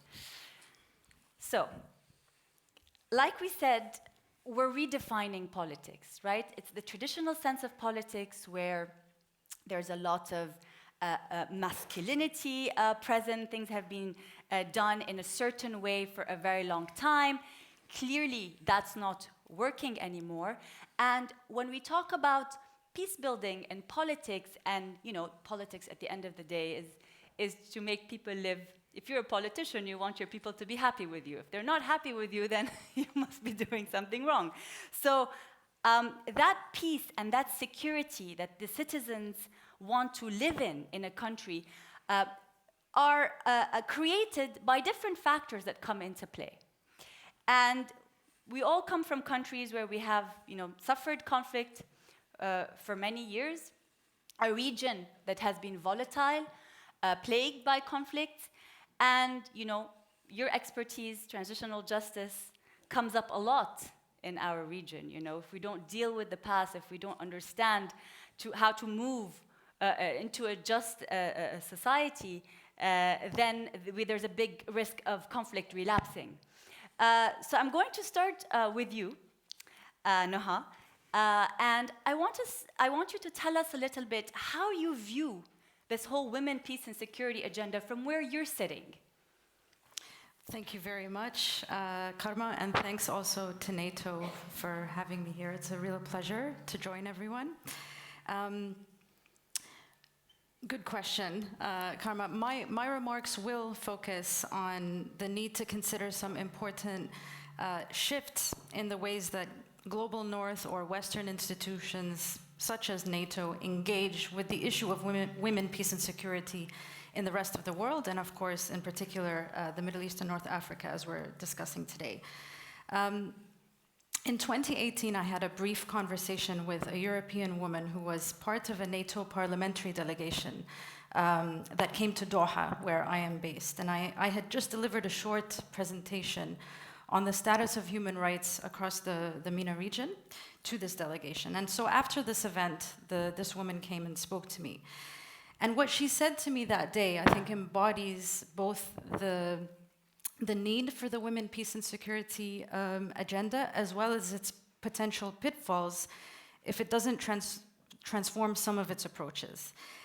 She said that when she traveled to Turkey in, I think it was the early 2000s, she was so pleased to see so many women in the Turkish parliament working as parliamentarians and not wearing headscarves. And when she went back more recently, she was quite sad to see that most of the women working in the Turkish parliament were now wearing headscarves. And she said, it's such a shame, isn't it? And her comment, of course, as everybody in this room and everybody else who's watching knows, is problematic in multiple ways, right? First, the assumption that the way a woman dresses will hinder her performance as a politician or a policymaker. Secondly, sort of this complete dismissal of the agency of these women parliamentarians, the idea that it is unlikely that they actually chose to wear the headscarf and that they were actually forced to wear it. But third, and at a broader level, I think, is the tendency to think about problems concerning women and politics over there, outside the West, as opposed to looking inward and questioning and refining some of the worldviews of the men and women in the global North, and sort of how that skews their understanding of the experiences and the power held by women in politics in other parts of the world. Now, of course, I am not saying that this woman's comments represent the women, peace, and security agenda, but her viewpoint is one that I hear time and time again, especially by some working in the areas of peace building, justice, and security in the West. So we need to talk about the women, peace, and security agenda's role in advancing racial justice. Racial equality as an essential ingredient of gender equality needs to be an important part of the women, peace, and security lexicon. And while this conversation, of course, has already been happening in scholarly circles, it needs to happen right here at the headquarters, right? And within these centers of excellence that seek to advance the women, peace, and security agenda around the globe. Gender equality without racial justice means we can't ever have sustainable peace and security. And let's talk about who the women, peace, and security agenda targets. When you look at various European states' national action plans to implement the women, peace, and security agenda, a lot of them focus quite a bit on how to advance the goals of protection, prevention, and participation for women in countries like Egypt, Algeria, Afghanistan, Syria, etc. Now, there are, of course, components of national action plans that focus on how to improve women's participation in security agencies within their states domestically. But the overwhelming focus is on women in countries experiencing conflict and high rates of gender violence over there. But in many instances, you can't really neatly separate the foreign policies of some Western states, including, of course, NATO members, from the insecurity that conflict states experience, particularly women. One important example that is often cited is when NATO member states supply billions of dollars worth of weapons to states that are engaged in wars that have had a devastating impact on civilians, especially women and children. You cannot at once support the security of women while also participating in their destruction. A few years ago, a Saudi woman who had been experiencing injustices within her family, she had launched a Twitter campaign from her hotel room in Bangkok, where she fled to. And Canada took this woman in as a new Canadian who can find safety and security in her new Canadian home. And the Canadian government said that it did this because, and I quote here, Canada is a country that understands how important it is to stand up for human rights, to stand up for women's rights around the world.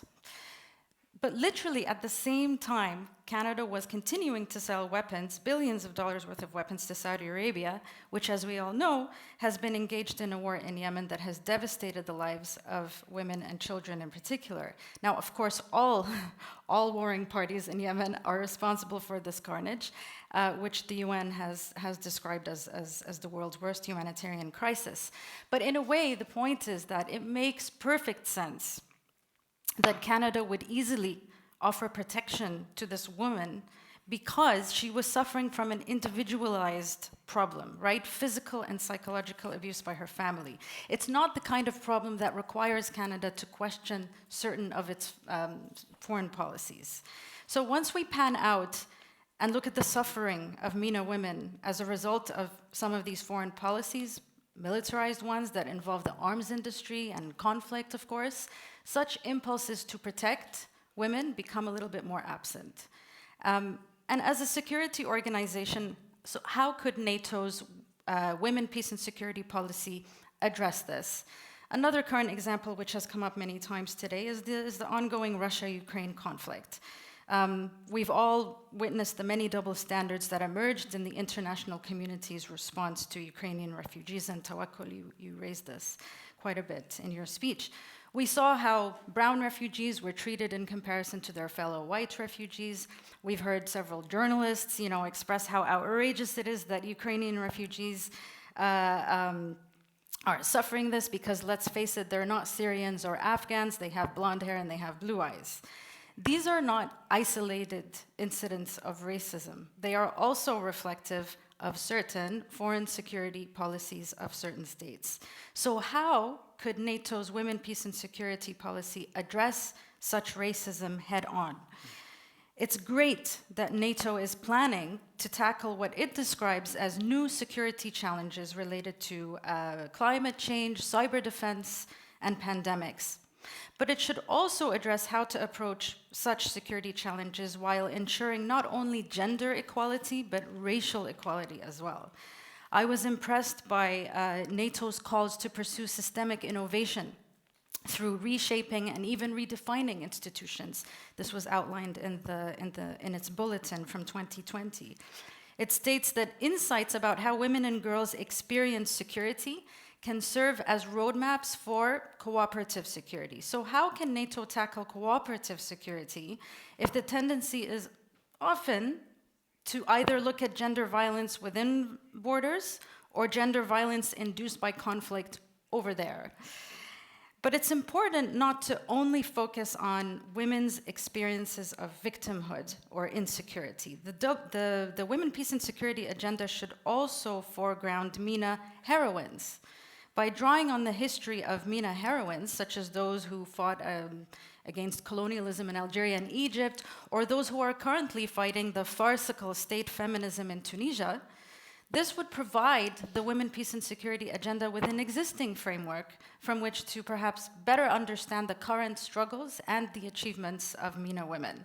And it can draw on their contributions and strategies for combating gender injustice rather than simply exporting Western feminist ideals to other parts of the world. So this maybe would be one way of integrating racial justice into NATO policies.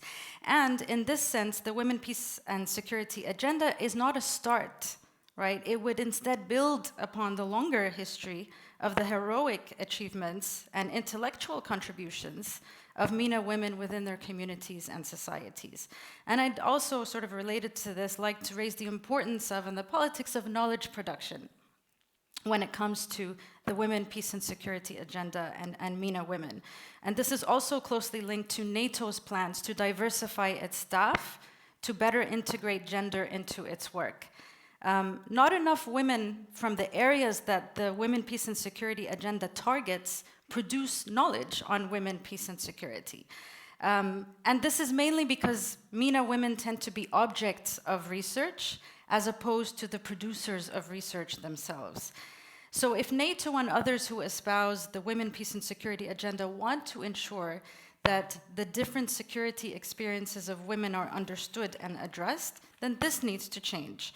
Create spaces in which women from most of the world can contribute their ideas and their insights into what works and what doesn't work to ensure security for women in varied contexts. But also look at existing spaces where this is already happening, where MENA women already engage in conversations about peace and security in their communities and societies, and then engage with that material in the same way that you would if any other woman had generated it. Since our focus today is on MENA, let's think about how these women's voices can take sort of more central stage. One important sort of solution, I suppose, is to diversify NATO staff to include women from MENA who have the lived experiences that NATO itself recognizes are important drivers of policy reform. But the solution is not just about ensuring that, of course, that there are women taking up positions at NATO. Which women and what is their role exactly? Our world today is more interconnected than it ever has been. The impact of the actions of one state are rarely confined to within the borders of that state. But when it comes to policy formulation and policy reform, there's a major disconnect. So more often than not, there are encounters between MENA women and international policymakers in the peace and security fields. But these encounters do not translate enough into meaningful engagement, into cooperation that shapes policy in tangible ways. And part of the reason for this is that these spaces often only include women who have the time and resources to travel, who speak good English or French, who have a Western degree.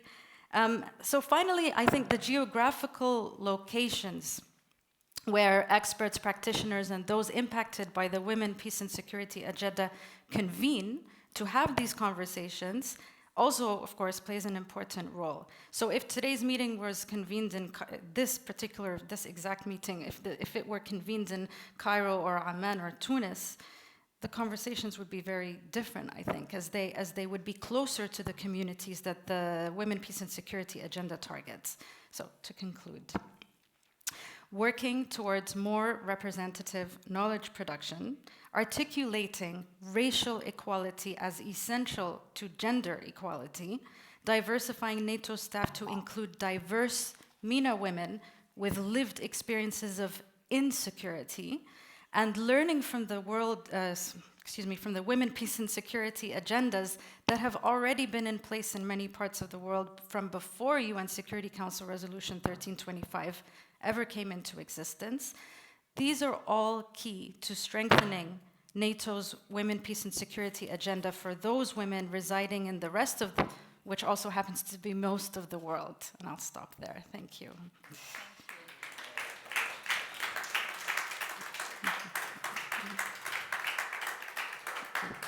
Well, NATO, I think Noha just designed your 5-year strategy. You have a lot of work to do there. Clear steps. I want to go now to Libya, to Mrs. Ustaza Zahra Langi. Can you hear me? Yes, very well. Lovely. You've had extensive experience in Libya on the political spectrum. And here, when we said, again, we want to think out of the box, we don't just mean women as MPs or women as ministers, right? We're thinking outside this box, women as policy advisors, women as negotiators, as mediators, as peace builders. Yeah, it all feeds into the way a country's politics and foreign policy, in fact, is designed. So from where you're sitting and from the work that you've done, what are some of your reflections on how far women have come in politics, or maybe not? Thank you, Karma. Thank you. I thank all the organizers for a very interesting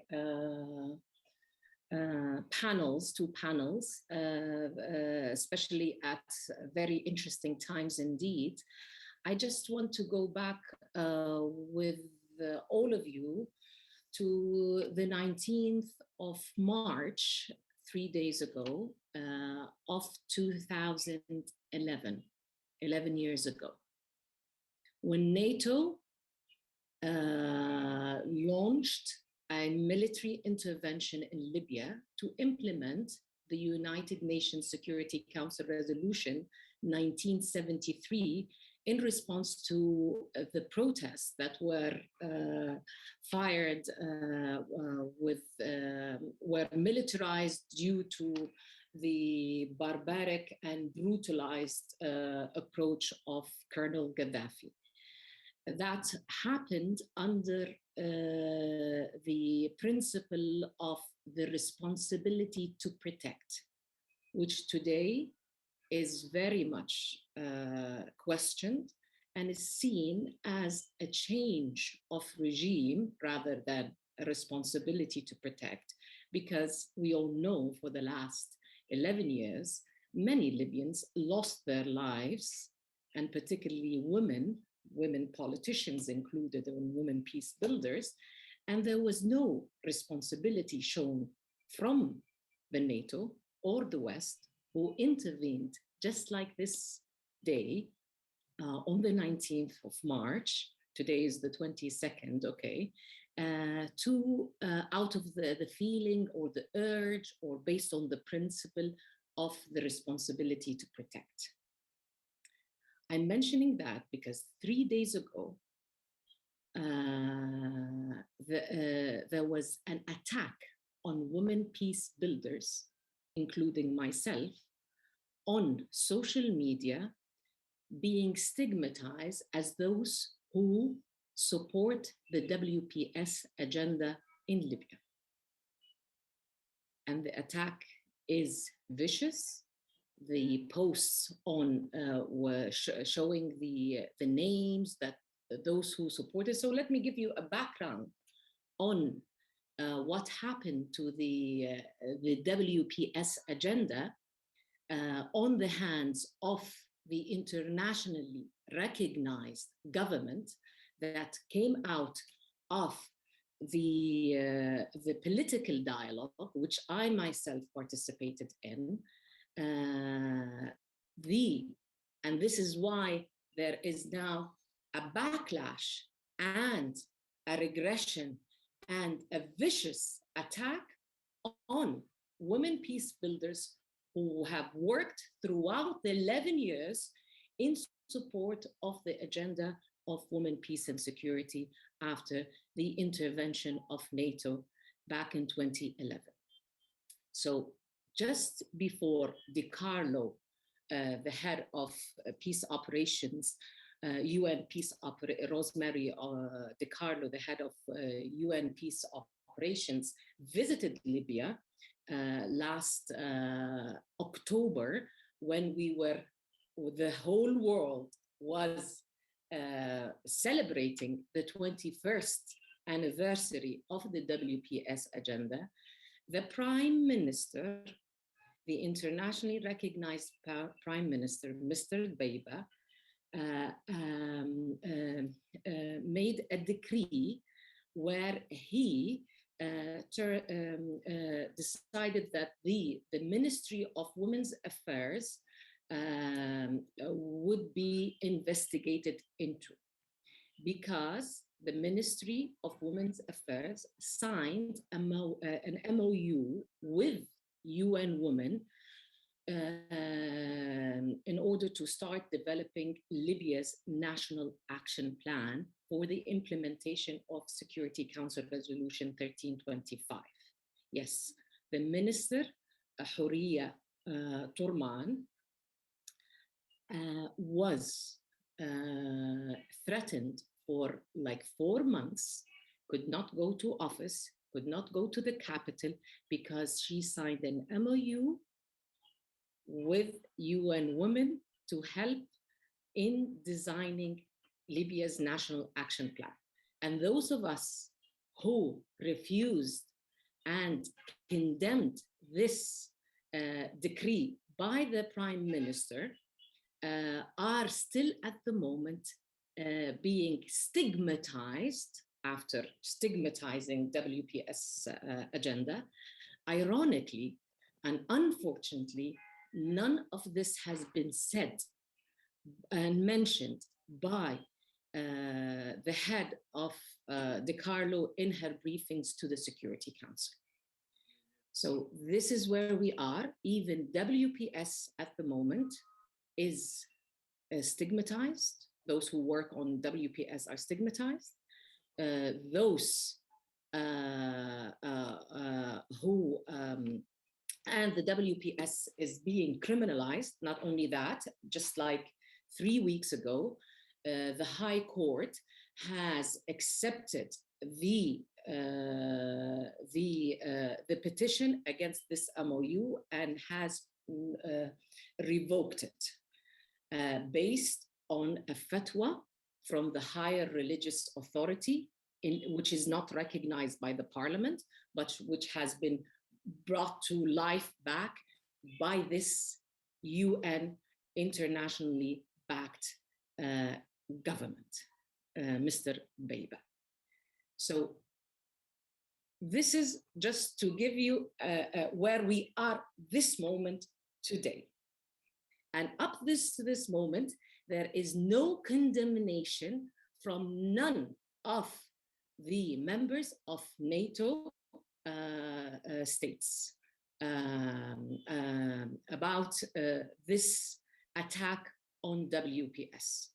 So there is a real problem here that there is no political will from the global north, from the West.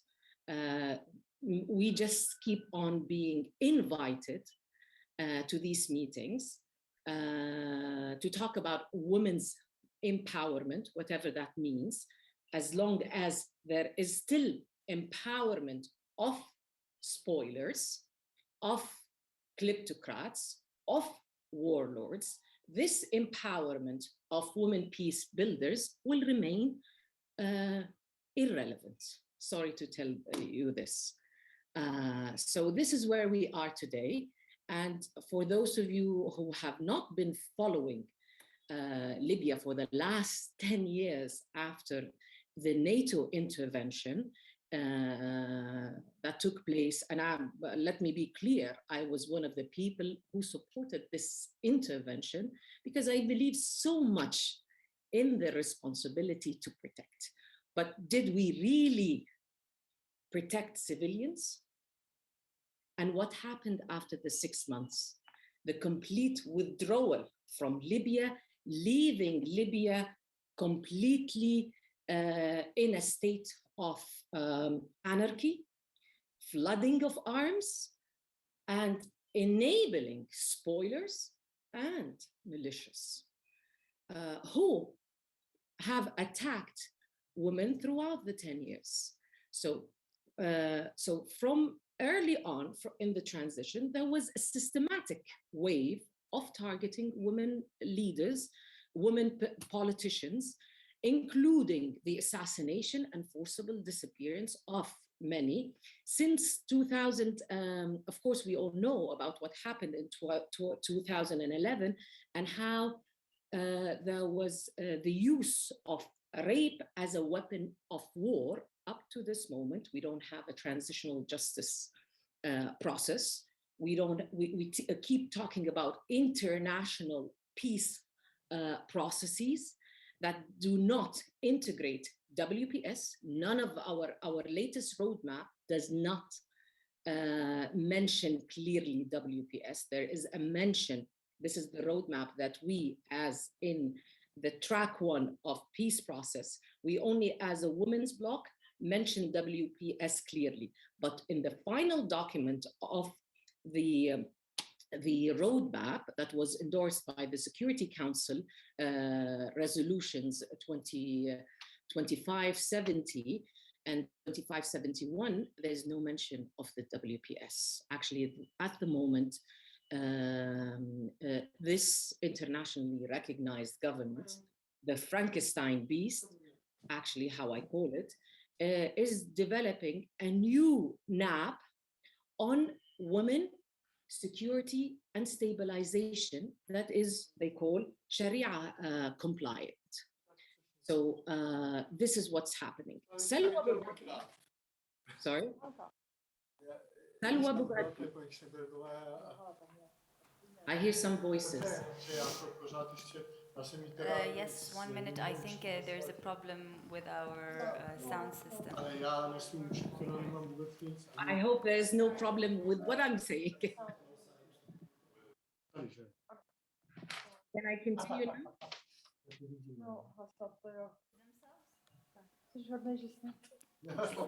Is this the technical team in the back? Or there is a...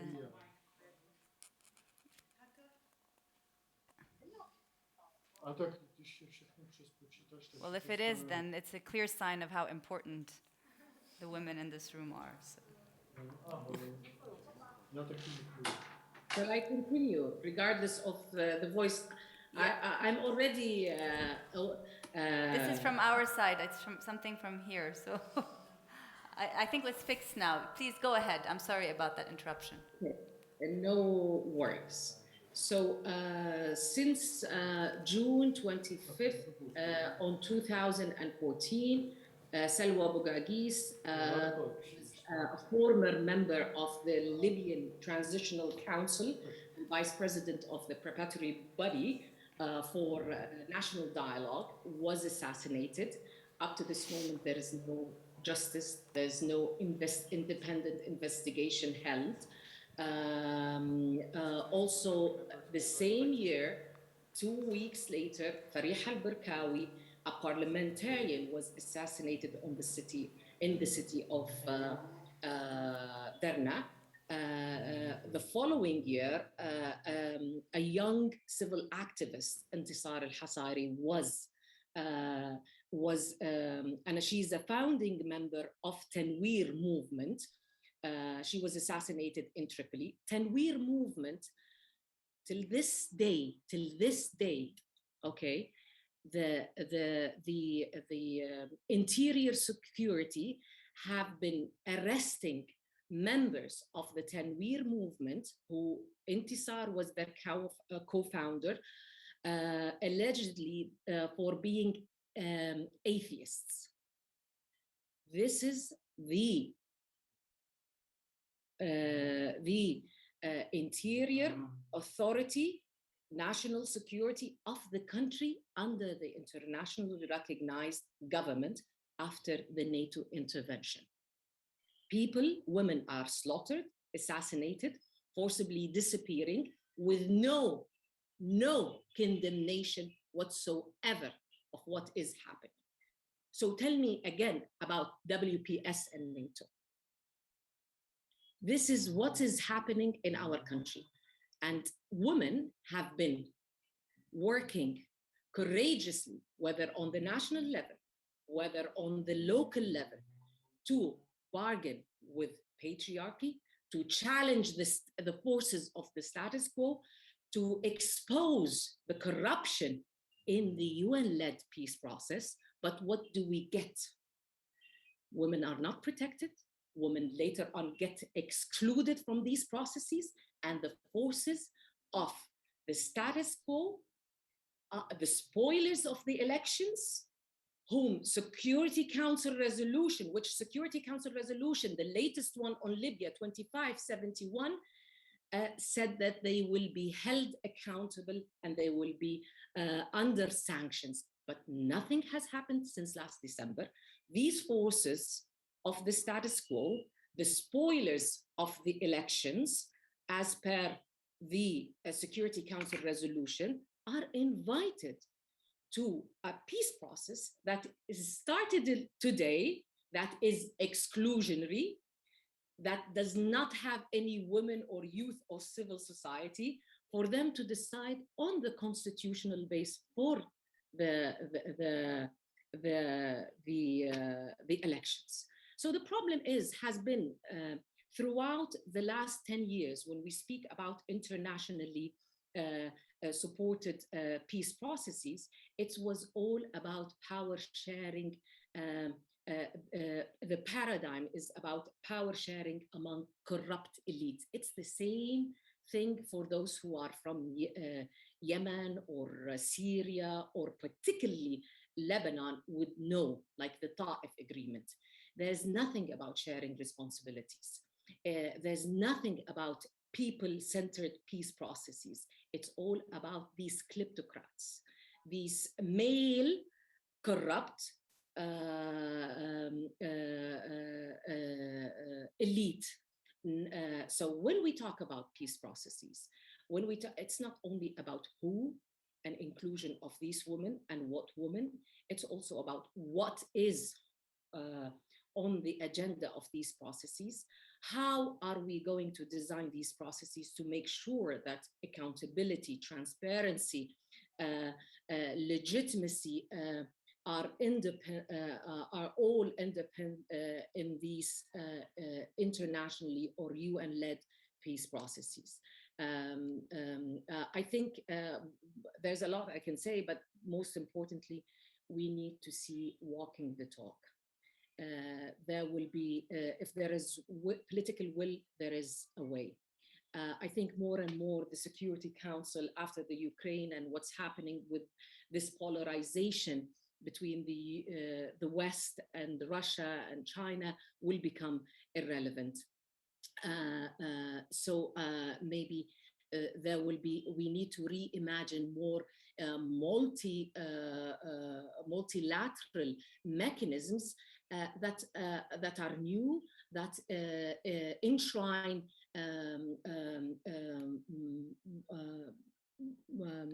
other ways of how seeing peace, the relationship between the West, the North, the global North, and the global South should be reimagined, where there will be more voice for the global South in imagining and conceiving and discussing how we want our way forward.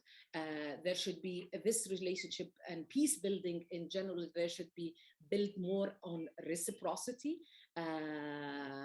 We don't see people from the global North missions, whether the UN or the NATO, who really implement these agendas and integrate this, first of all. So it's not only you need to introduce the agenda of WPS to the global North. No, there needs to be a more decolonial approach to WPS. definitely inclusivity is important. Recognizing the local peace builders is definitely important. Putting people before politicians, supporting the idea of women special envoys from the region to our region.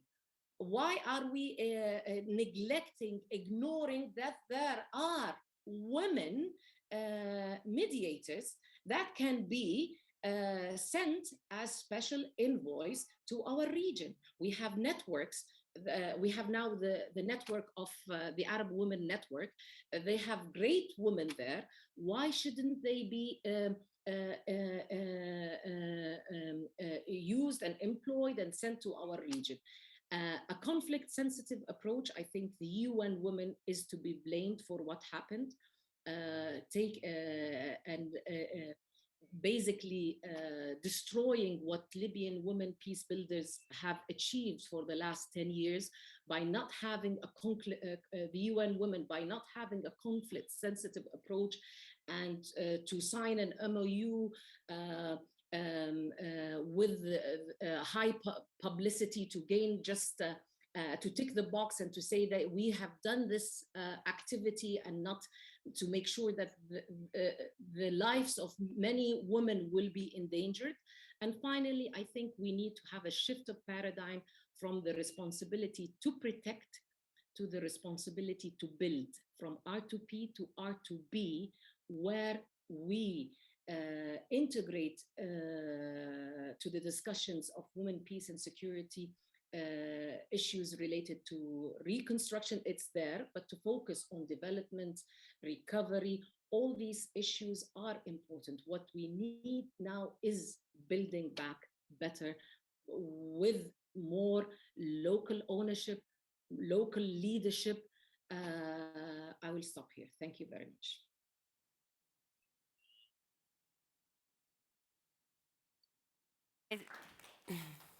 Can you hear me? Is it on? Yeah, it's on. Like I said in the beginning of this panel, I think this event has been so far, by far, one of the most transparent and frank discussions that I've heard in a very, very long time. I just want to take this occasion here to say that women in our region, women in the MENA region, remain primary targets of political assassinations, character assassinations, attacks on social media. And here, there's a responsibility on all of us to mitigate this. There's a responsibility on the big social media companies when it comes to the protection of women peace builders everywhere, but also in our region. And these are issues, I think, that need longer discussions and deeper in detailed discussions. Zahra, I'll come back to you later with a follow-up question, but now I'd like to go to Zainab. Zainab, from, again, where you sit, working on preventing and countering violent extremism, what's happening in that space? Okay. I just don't want to speak a lot because I don't want us to run out of your time, yes. And the floor is yours. Thank you, Karma. Do you hear? Okay. I think it's great. Thank you, Karma. You know, I have the biggest responsibility to speak last. So thank you for being with us, and bear with me, 7 minutes. So thank you so much, NATO's team. Thank you so much, Women, Peace and Security. Thank you, JFC, Naples, NATO, and special thank to NATO's strategic, NATO South Hub. And that answers one of the recommendations of my colleague is knowledge production, because for during COVID time with NATO South Hub, we were able to produce research and report, bringing together international experts, researchers, and local researchers from the MENA region. And that was one of my recommendations for NATO from a while, so very important.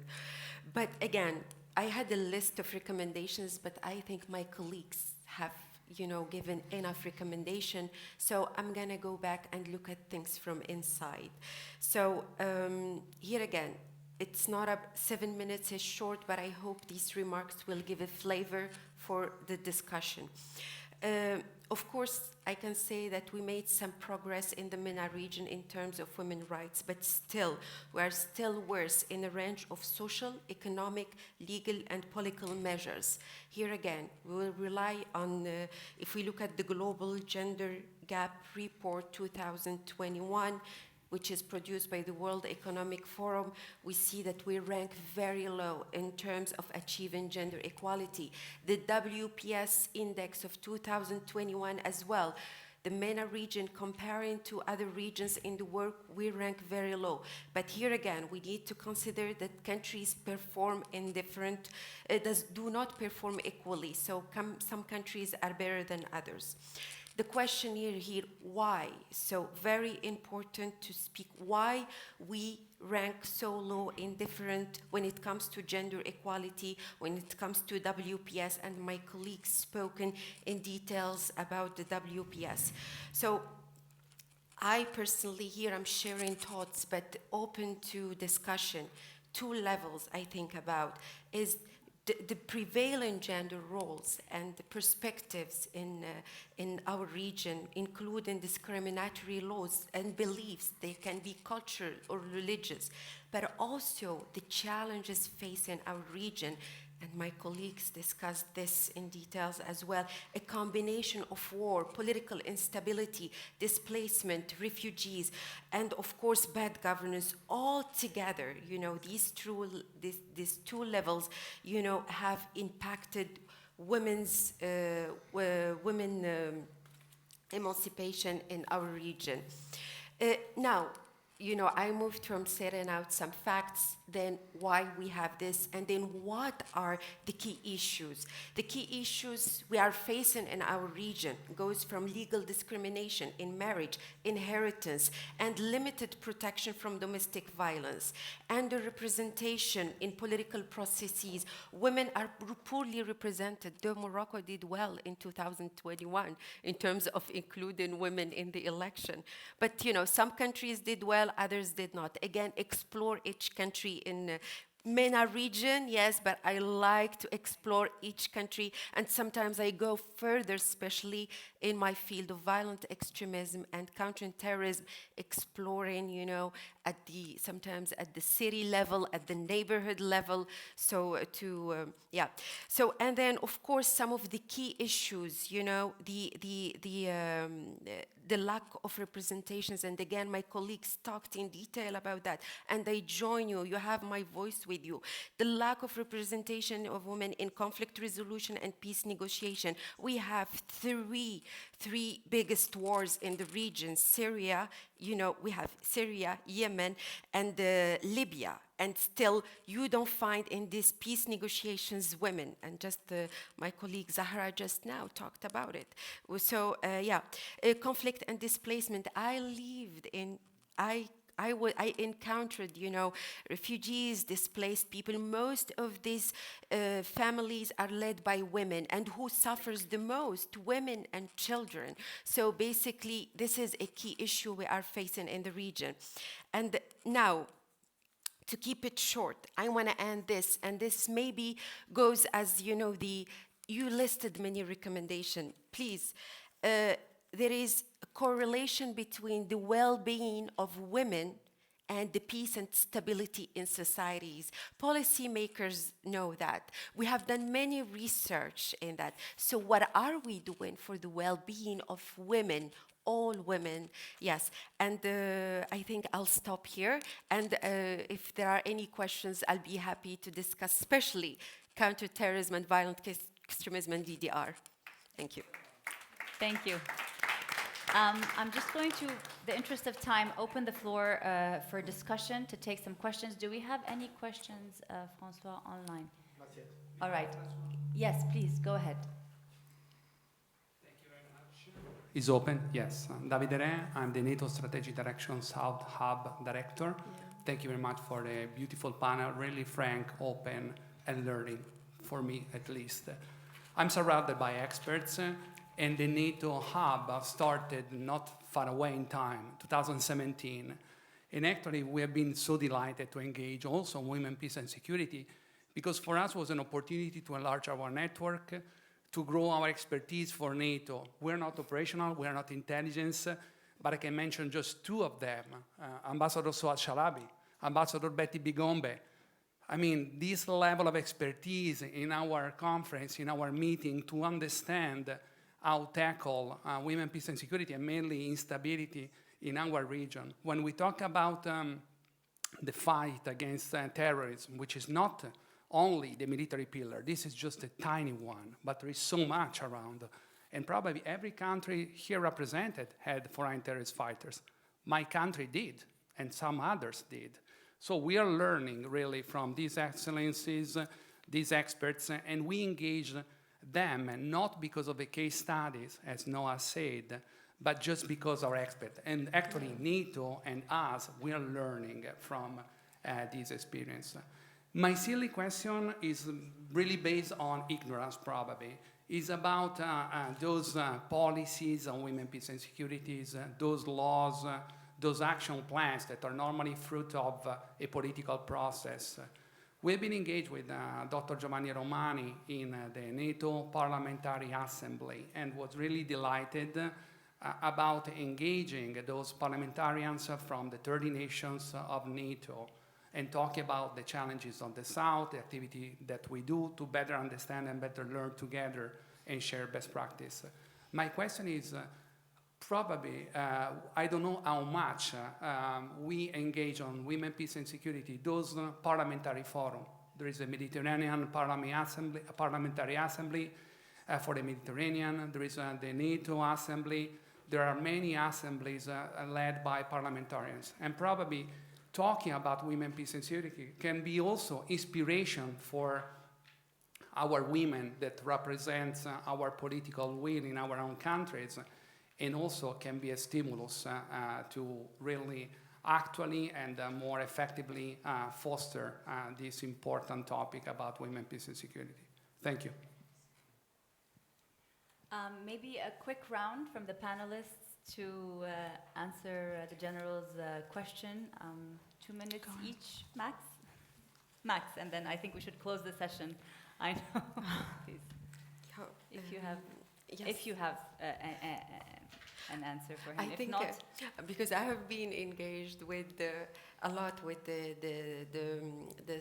Southern Hub, and especially with Ms. Erica Monticon here with us on the topic of de-radicalization, reintegration, and maybe if you allow me to speak a point maybe about that. I'm not sure if it answers, but here again, I think in terms of, I think today we are facing, one of the security threats of the returning, I'm speaking about the MENA region, and the Morocco returning women, children, and men from Syria and Iraq. And and I think it's very important, and I just came from a meeting where I was talking about the gender-responsive DDR. I think the factors or the drivers that pushed women, to join Daesh are different from men. Therefore, the drivers are different. The roles they played are different. So it goes from there are women who are victims and there are women who are perpetrators, actors.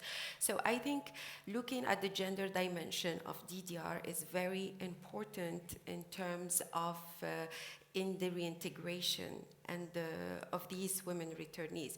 But also, on the other hand, we have to know that terrorist organizations such as Daesh have used gender in recruitment. How? At a certain point of their recruitment, they have used traditional roles of wives and mothers to recruit. You find, and this is based on 5 years of research in the field, where many women have joined Daesh of the subordination role, the patriarchy norms that we have in society. So they have used that. But at a certain time when they started losing territory, they have used the leadership roles of women, where they were looking, where women, they have played, a leadership role, and they use this woman. They say, no, stay there and commit attack and, play a leadership role. So if they used gender dimension in recruitment, in implementing any DDR, de-radicalization, reintegration, we need to use the gender dimension. So I'll stop here. So, but you know, I know we don't have time, but Thank you. Thank you very much. Would you like to add anything? No, it's okay. Okay. Zahra, would you like to add anything before we wrap up? I just want to say something that, and remind all of us of the photo of Munich Security Conference launch when we did not have any women present there. We need to work together, the Global South and the Global North, okay, including NATO, on decolonizing the WPS agenda, having a more intersectional approach. What does that mean in terms of policies? Definitely make sure that we are not instrumentalizing women, because that would be going against the do no harm aspect. And last thing, we together, we, North and South, need to work together, and specifically NATO, to redefine security, to move away from the usual women's empowerment approach, develop a discourse of politics of inclusion that rests upon inclusive state building, peace building, gender equitable institutional reform, inclusive social transformation, demilitarization, and peace building. That's what we need to do, honestly. And put a line, underline honestly. Thank you. Thank you very much for these concluding remarks. I want to thank you all for being with us. I think, in conclusion, I can say that the channels of dialogue must remain open. This is only the beginning of the discussion with NATO, and I do hope that you continue to provide safe spaces for such discussions with the women from the MENA region. I forgot to introduce myself in the beginning, so I just want to say briefly, my name is Karma Ekmekci, and I am a senior policy fellow at the Issam Faris Institute for Public Policy and International Affairs at the American University of Beirut. I'm also a lecturer, a university lecturer on gender equality and mediation, negotiation, and conflict resolution. I'm also a mediation advisor and a member of the Mediterranean Women's Mediators Network.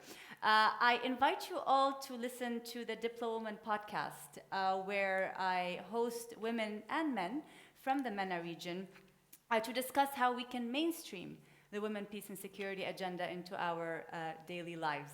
This is hosted by the Issam Faris Institute and is in support with UN Women. So if you want to learn more about what's going on in our region, please connect to the Diplo Woman podcast. Thank you for being with us today. And thank you for having us. So thank you, Karma, for your median role, and thank you to the panelists. Irene and I took very good notes. There were a number of suggestions for NATO. So at this point, what we'll do is we'll take a 20 minutes break. There is there's something to eat and drink, one floor downstairs. So I ask you to be here in 20 minutes, which will be 10 to the hour, please. Okay? Sorry? Yes, sorry. Just 1 second. So for those of you who are online, again, I'll see you in 20 minutes. Yeah, so it's a 20 minutes break. So basically, it's 4:25, 10 to 5, we will restart with a conversation between two wonderful ladies. Thank you.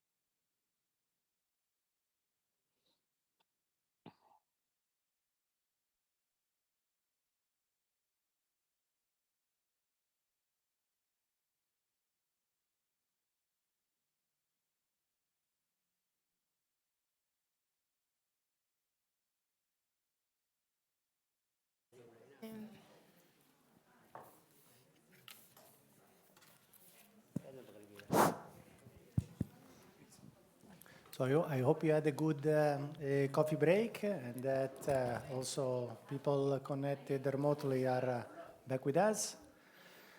So our next side event, is a conversation between Irene Fellin and our Nobel Prize. And I will say a couple of words about them. So we heard a little bit from Bettina Kadenbach about Tawakkol Karman, but I want to expand a little bit. So she's a human rights activist, journalist, and politician. Karman played a role in the 2011 pro-democracy youth uprising in Yemen, and she was awarded in 2011 the Nobel Peace Prize, along with Ellen John Sirleaf and Lehman Gowe. In recognition of her leadership in non-violent struggle, her advocacy against authoritarianism, corruption, and oppression. She's the first Arab woman to win the Nobel Peace Prize, and at the time she was the youngest recipient because she was only 32. So, Irene. Present. Oh, you know me. You don't need to read. Irene, yes, I know it almost by heart. We've been friends for a while, but Irene, who is actually co-organizing the event, is the NATO Secretary General Special Representative for Women, Peace and Security since January 2022. She is a women, peace and security agenda expert and peace builder who has worked as a senior gender advisor with Women International Security, the International Affairs Institute in Rome, and NATO quarters in Brussels, as well as an international consultant for United Nations Agency and other institutions for more than 15 years. Irene holds a master's degree in gender and women's studies from the Middle East Technical University of Ankara. So I leave the two of you to this conversation, and we're looking forward to this. Thank you. Thank you, Giovanni. Thank you very much.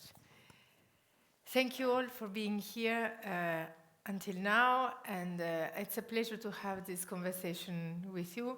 It will be really a conversation, like imagine to be on a sofa and to share some of the insight, and we already heard many inspiring words in the previous hours, but I would like to know a little bit more about you, and I'm particularly pleased to have this conversation. As Giovanni said, I recently joined NATO, rejoined, I have to say, because I was there 10 years ago, but I joined with a new capacity, and this event only 2 months ago, and this event brings together my two souls, because I come from years spent in working with women mediators in the MENA region and Peacebuilders. So for me, it's a dream to have the possibility to be here and talk about this as a special representative of the Secretary General of Women, Peace and Security.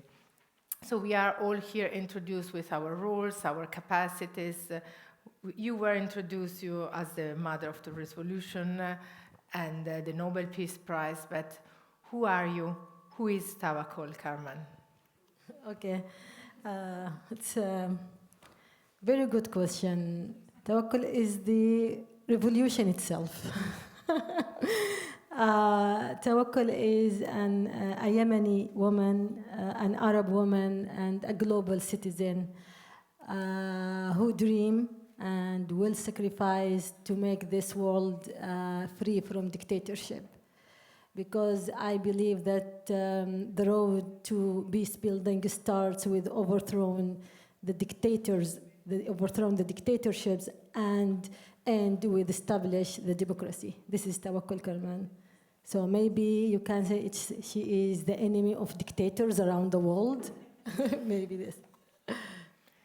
That's very interesting. So it's very clear. I mean, you responded very directly. It's something you really feel. So when did this start? So because I know that you started very young to be an activist. And Look, I am a Yemeni woman, and I am so proud of my history.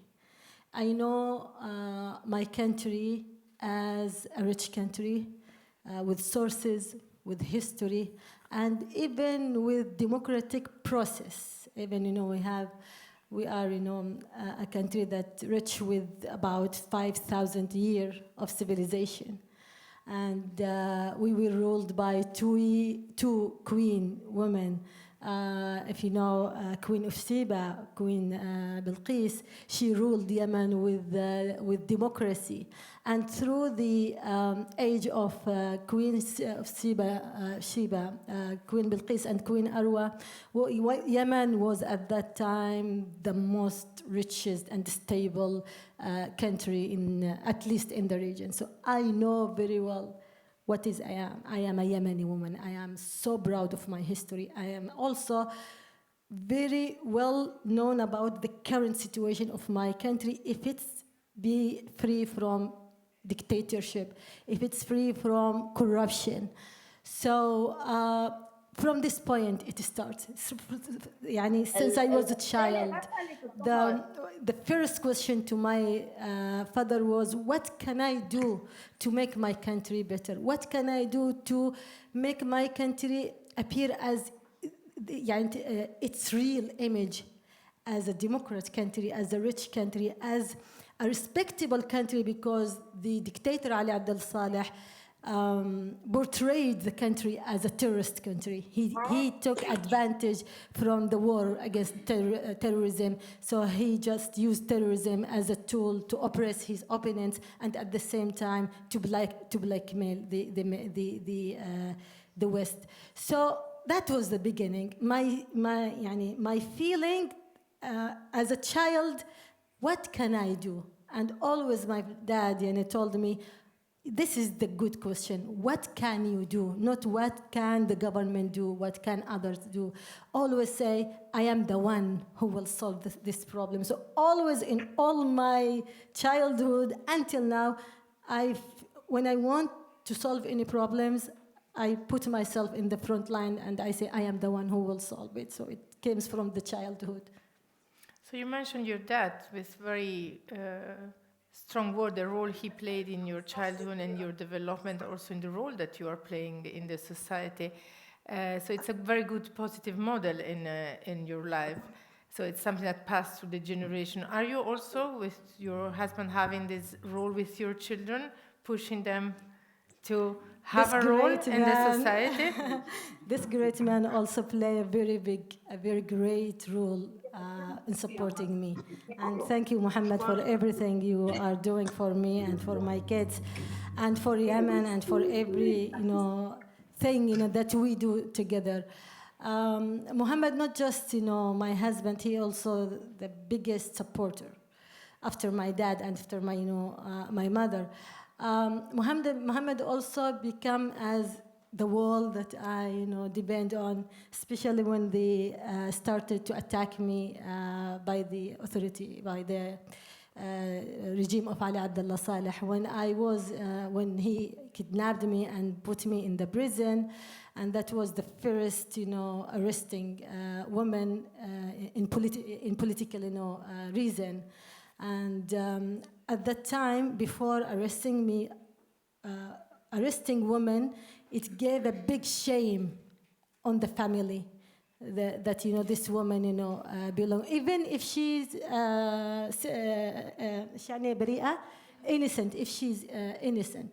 So, but after that, when they arrested me in front of Muhammad eyes, Muhammad went to the media. He said, I am so proud of my wife, and she is not thief, she is not killer, she is not, and you will not be able to shameful his image in front of Yemenis.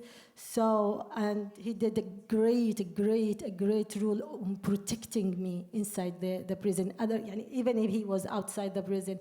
So, and after that, Muhammad gave a big lesson to Yemeni people how to support women, how to support their, and I found a lot of friends, they said, Tawakkul, thank you for all what you did, but at the same time, thanks to your husband, because he gave our husbands a very good lesson how to be proud of your, of your wife. And yeah. Thank you, Mohammed. So, but this is an example on how, this is not an example of love and respect and solidarity in a couple, but I think also it's a way to show how in the fight for gender equality, we need to work together, men and women. So you are a concrete example, and thank you for sharing part of this personal story with us here, because I think it's very important. And I think that this also has an important role in how you reflect this in the education of the children, you, but all of us. I always say that the change starts at home. So it's not only in the politics. We are here within a NATO context, so we are here for talking about policies, action plans, the impact we can have on government, but we have an impact at home. We start waking up in the morning, and the words we say, the way we educate our children, the role we play within our community, it is very important, because it's based on that will then, our community will enlarge, we use the networks, and our impact will be bigger. You mentioned the prison, you mentioned what we were also talking about during the panel earlier, the need to protect women peacebuilders, not because they are vulnerable, but because they play a big role. Looking back, would you do the same things? Look, yes, look, of course I will do the same thing, even with all this chaos around us. So that doesn't make me or any other, I think, women and youth and people who really believe on freedom and democracy regret what we did. So we did a great work, and we are so proud that we started this battle, the battle for freedom and democracy. There is a hesitation whether we will see the result now or it will take time. We hope that we see the result now. We hope that, and if the Western governments, and sorry to say that, and I shouldn't say sorry to say that, it's frankly in the never be sorry. Yeah, so if the Western government didn't betray their values on supporting democracy and human rights, we would witness this victory for Arab Spring countries. We were able to witness that victory, to don't say maybe my kids will say it, or the next generation. And still the hope is there. The hope is there. So protecting women peacebuilders in particular, and peacebuilders in general, started with supporting them in their cause. It is not just to give them money, to give them a place to be refugee or anything else. It's the most important thing, to listen to their cause and supporting them in their battle, especially when their battle against dictatorship, when their battle for democracy and equality. What we witnessed, and this is the lesson that we as human rights defenders or women peacebuilders and the freedom fighters, the lesson that we witnessed that we are alone, unfortunately. We started this battle because we want freedom and we want democracy and we want rule of law. And because we know that we deserve that. And if we reach to democracy and peace, we will be a good partner with the world for the global peace and with every other details. But unfortunately, what happened? Unfortunately, that the Western government, or let's say most of the Western government, and here I'm focusing about Western government, which is they are Democrats. I'm not talking about Russia, I'm not talking about China, I'm talking about Western governments who raise the flag of democracy and human rights. They make alliance with the dictators in our region. And also they make alliance with the counter-revolutions countries that support the overthrown dictators. So they didn't make a good position, a strong position toward all chaos and wars that happened as a punishment from those dictators and from those counter-revolutions countries. And here I mean Iran, Saudi, and UAE, with all my love to my sister Ibtisam. So those countries who led the counter-revolution, they were so afraid from democracy, and they waged all the kinds of wars against people in Arab Spring, and this war take a lot of, faces. Military coup, militia coup, terrorism, civil wars, and also occupation. So all this was led by them. And unfortunately, the Western governments watched them and didn't make a good and interfere to stop them. And here I'm not talking about military interfere. I'm talking about the minimum interfere to stop those dictators from toppling our revolutions, from toppling our transitional period, and they didn't do. And now what we see as a reaction from the international community to Russia, occupation, to Ukraine, all that sanction against Putin and his regime, all that anger, they didn't make at least 1% toward what happened in Yemen, in Syria, in Libya. They didn't do, they asked me, okay, Tawakkul, what do you want from us? I told them, okay, at least freeze the assets of their dictators. And this is the only thing that I know.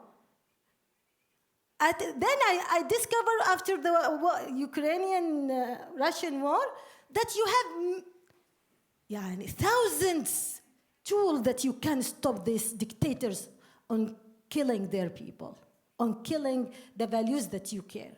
So that's really, and that is a big betrayal that will not stop us, and that didn't stop us, but that make us feel frustration, feel angry.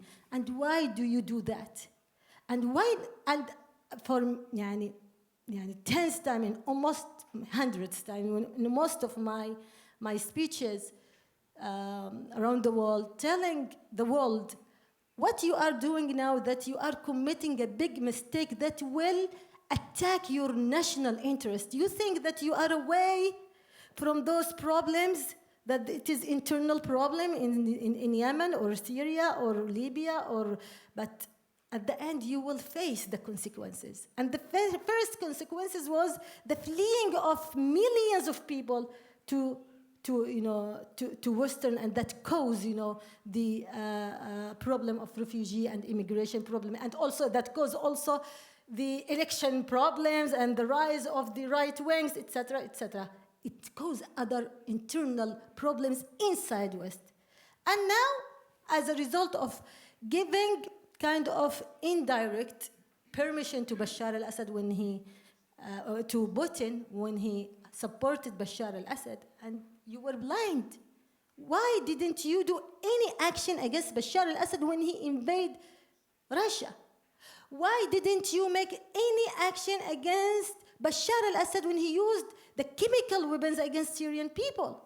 That means that you tell Putin and all those axes behind them, okay, the world is yours. And that is what's happening. You encourage Putin to occupy Ukraine. You encourage Putin to say, I am strong enough to do that, and I am away from any punishment or any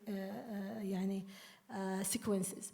So here, if we talk about women, if we talk about peace building, it's the most important thing before any details. I'm so proud to be with one of those great women from Libya, from Lebanon, from Iraq, from Egypt, from Emirates, from all. And special decision, it was so rich. I'm so happy to stay and to listen. And they are suffering a lot. And why Libya is suffering now? Why? Libya was just 2 steps to go to the democracy, and women in Libya was just steps to prevail their battle. Why? Because there was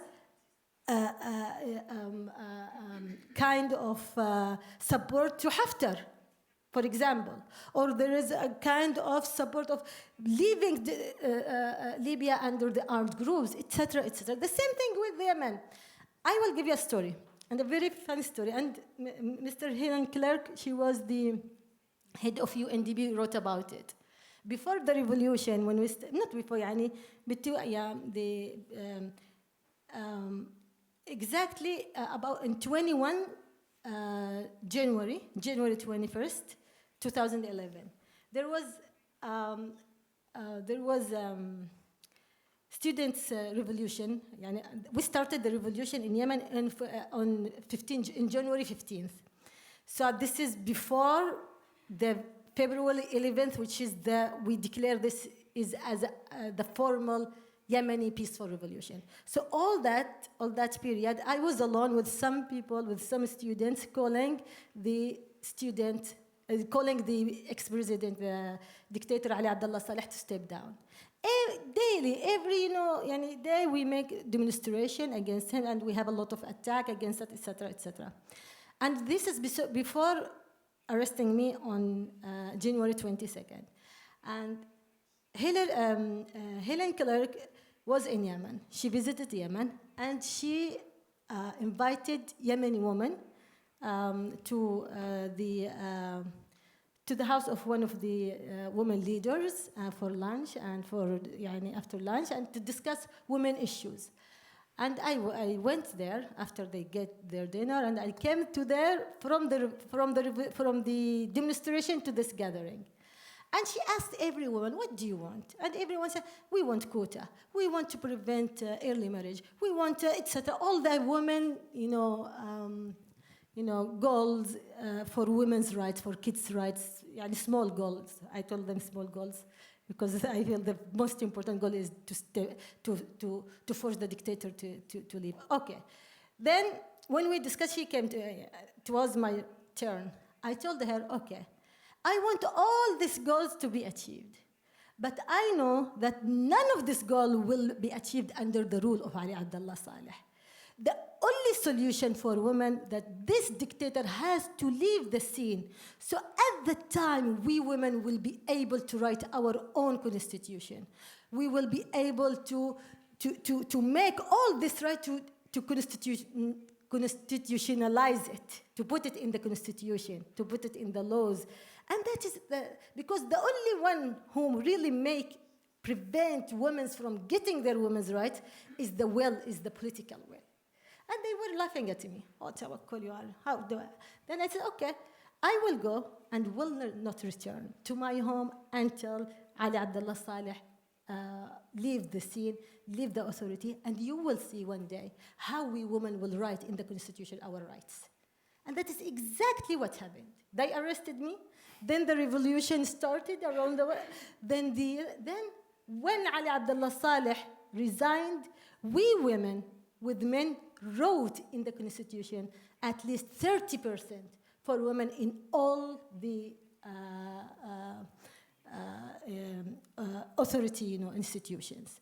We prevent the early marriage, which was something you can't touch in the with the legislation field and with religion field and also traditional field. But we put it when we force him to leave the authority. We wrote it in the constitution. We wrote it in the laws, and Yemeni people started to say, yes, this is women's right, and this is not just women. This is citizens' right. So to protect women, you should help them in their field, in their battle for justice, for democracy. Otherwise, it's just details. Just details. Please give me, please do, please. No, we can do it, but we can't do it under the rule of authoritarian regimes. Otherwise, they give us that as a gift, and it is not a gift. It's right. They give it as they put it as in the positions as a decor, while we are not a decor. We should be really peace builders, and we should be really decision makers. You're right, that this brings back to the discourse of the meaningful participation and being always present in politics, because then it's very difficult to be part of the negotiation, mediation, if women are not part of the culture of the country. And this is really a question of power, balance of power, and finding the way where really to prevent conflicts from happening. Because we often address this in being there at the table to solve the conflict, but what we want is to prevent them. And this is the point. Again, I mean, all our networks, I dedicated all these years to this. I'm so grateful that, I met all my sisters.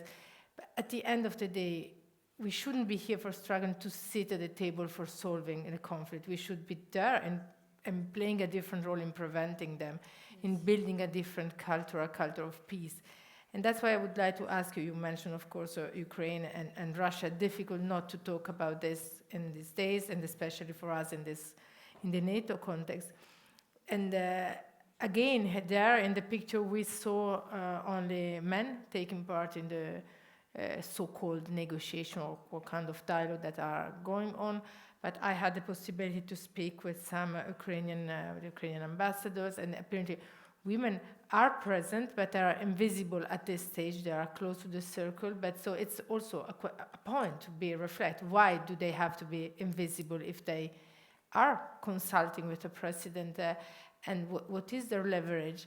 And I'm trying to think, you made your revolution in a peaceful way, and we are now facing a very violent conflict again. So what role can we play, and how can we all support, and I'm talking about here as individual and as citizen beyond our institutional role, a culture of peace today? Are women able to bring this different perspective, not because we are more peaceful, I don't believe this, but because we see things in a different way? Do you think that there is something today what we can do jointly to build this culture of peace in front of this huge violence that it's affecting the civilian population that much? Look, I belong to the South, and I belong to Arab region, and I belong to Arab Spring countries. So I'm talking to you from perspective of that women really was suffering from traditional rule, from bad and mistaken fatwa, from also political, discrimination. So we saw that the only solution for us as women and for us as a human is with democracy. And when we decided to participate in the battle for democracy, we decided to make it peacefully. And you witnessed how people in all Arab Spring countries, and especially women, led the street, and sacrificed for it, and did for it. And we have lessons from Libya that she just mentioned 3 women activists post the war that they are suffering, and they did just for democracy, and while they raising the flag of peaceful. So when we participated in making peace, and again, peace doesn't just only mean to stop war between nations. It also means to stop injustice and oppression. And this is when we talk about we peace builders, that is doesn't also when we stand against dictators, we are peace builders. Not just to stay in negotiation after war and fighting for some seats. No, we are anyone now in the field in Syria, in Libya, in Ukraine, in everywhere fighting for democracy, for freedom, for independence, they are peace builders. They are peace builders. So when we started by raising the flag of peace, peaceful way. And we raised the flowers in front of all the kind of violence from the dictators and the powers backed them. But now, this chaos, it is not because of us women or youth people or Arab people or those people who really desire to freedom and democracy. All this chaos is a result of the counter-revolution countries, especially from Saudi and Iran. And especially from the Western government that was silent on their, interfere in our countries. All this chaos. So we showed the people around the world, they said, okay, well, in general, they said Arab people doesn't deserve democracy. They think that we don't deserve democracy. And they think women in Arab people, in Arab regions or Muslims, they don't even, they just, if they cover their hair, they cover, their mentality. Or if they don't, they belong to the third world. So they don't see to us as people who deserve dignity and freedom and democracy. And I'm saying that with all anger, because they really, let us alone. I don't want to mention names because I respect my colleagues here, but it's really, it's the Western government, we women showed the people how, around the world, we Arab women, showed the people how we are so courageous, so brave. And we showed the world how we are in the biggest challenge of the leadership. We were in the head of leadership. They said, okay, we should convince women to be leaders. No, we are the leaders. We free the world from Al-Qaddafi, from Ben Ali, from Ali Abdullah Saleh, from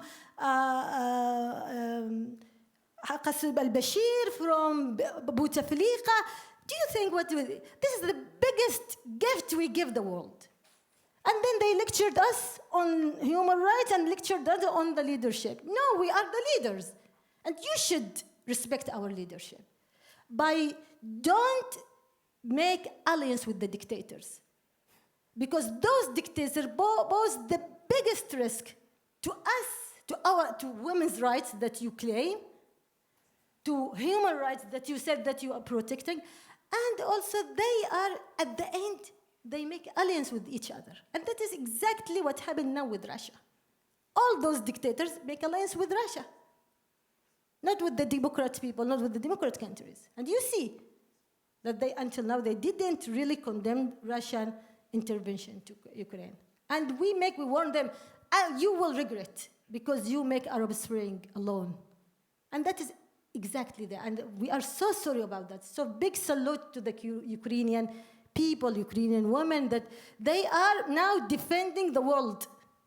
The same thing that we did when we started, and still that we did. So I'm so proud to be a woman. I'm so proud to be Arab woman. I'm so proud to be the revolutionary, the leader who convinced other people, who be with other world leaders in my country to do that. And so there is nothing to tell me, okay, tawakkul is no, we did it. And the one who let us down, the Western governments that betrayed their values, not the Western people, not the Western media, not the Western NGOs, the Western government with their bad policy agendas, and unfortunately, and we hope that they will wake up and they will make reforms in their policy. Otherwise, they will make Russia stronger. They will make China prevail this war. It's the war of value. The only way to protect Europe from Russia invasion is to protect values of democracy, human rights, and freedom. I perfectly agree with you, and I would add gender equality to this value. Of course, democracy equals, there is no gender equality without democracy. There is the dictators who use gender equality as a decor to say, okay, we have gender equality, while it's a fake gender equality. So democracy equals gender equality. And there is no gender equality without democracy, but there is democracy that will lead one time to gender equality. The problem of this being used as a token is not only in some region. I think it's still an unfortunate problem in many countries. Even, I'm talking about my countries. Sahih, you're right. I think patriarchal culture is something that we share all around the world. In some countries, there has been maybe more steps towards a real democracy, meaning not, made by values. But still, again, very often we see new governments coming saying we have 50-50, but then when it comes to concrete decision, women are always left behind. So this is very clear. But this is why we need role model. We need strong women as you are. And I think that we also bear a responsibility towards the new generation. So before concluding, I would like to ask you, what would you say, to the young women who are now fighting, or even not fighting, but we are all fighting in one way or the other, your message to them? Be brave. And don't lose your hope, and believe in yourself, and always fight for freedom and democracy and equality. Always be in the first line. Don't wait anyone to make something on your behalf. If you want to convince people on your cause, you should be in the first line. You should make sacrifices. You should convince people that you are the leader. Lead the people. be the leader. Thank you. Thank you very much.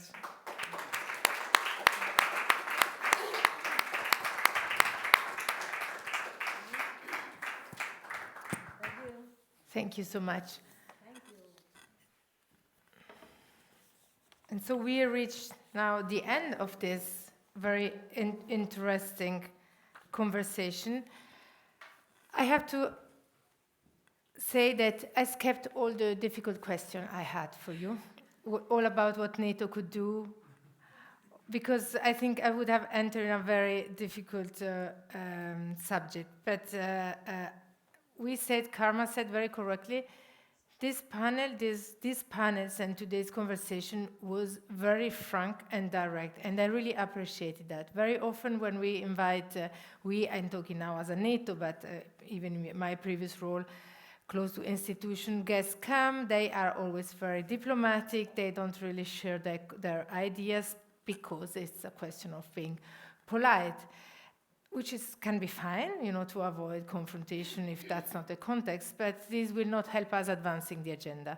So I really appreciate, I think, and we all appreciated your frankness and being direct and also challenged. There are facts, it's a reality. Some things went wrong in the past and they continue to be wrong. It seems that we are not learning from our mistakes. I'm talking about us as a population, as a humanity. But we are there to do that. We are there to bring our small contribution to a bigger change. And as you said, I just took this new position. I don't come from institution. I come from civil society. I come from the network of women mediators. I work very closely with institutions, with Ministry of Foreign Affairs, so close enough to see the potential, but also some negative aspects. So I carry now with me the responsibility to bring together these two dimensions, the one from the activism, from the sisterhoods. I always say I sit at NATO for all of you, with all of you. I never feel alone in my room. I remember we had this conversation at the beginning when the network was established. Why are we creating networks? Because when we enter into a room and we are the only woman, we know that we are not alone because our sisters are there with us. And so this is how I'm feeling every day when I'm there. But then now I have a bigger responsibility, which goes beyond me and how I am feeling. It's try to shape the policies and try to bring the alliance to deliver better, because there is always a better. NATO has worked a lot on women, peace and security. And I have to say, I think that many big positive steps and achievements have been made in the past 10, 12 years. But of course, this is NATO. So it's very difficult to bring together some of your ideas and very good recommendation to what the alliance does, to the fact this is a multilateral environment. So it's not a decision of one person or of one division. It's a decision that is made collectively.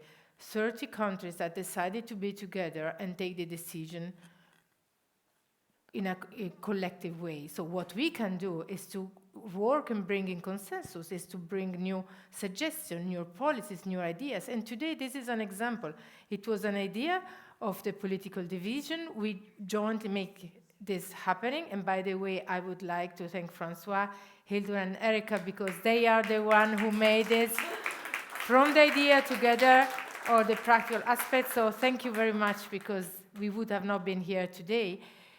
And so my role is now also to listen from you, to collect your ideas and try to see how this can enter into the nature of the alliance.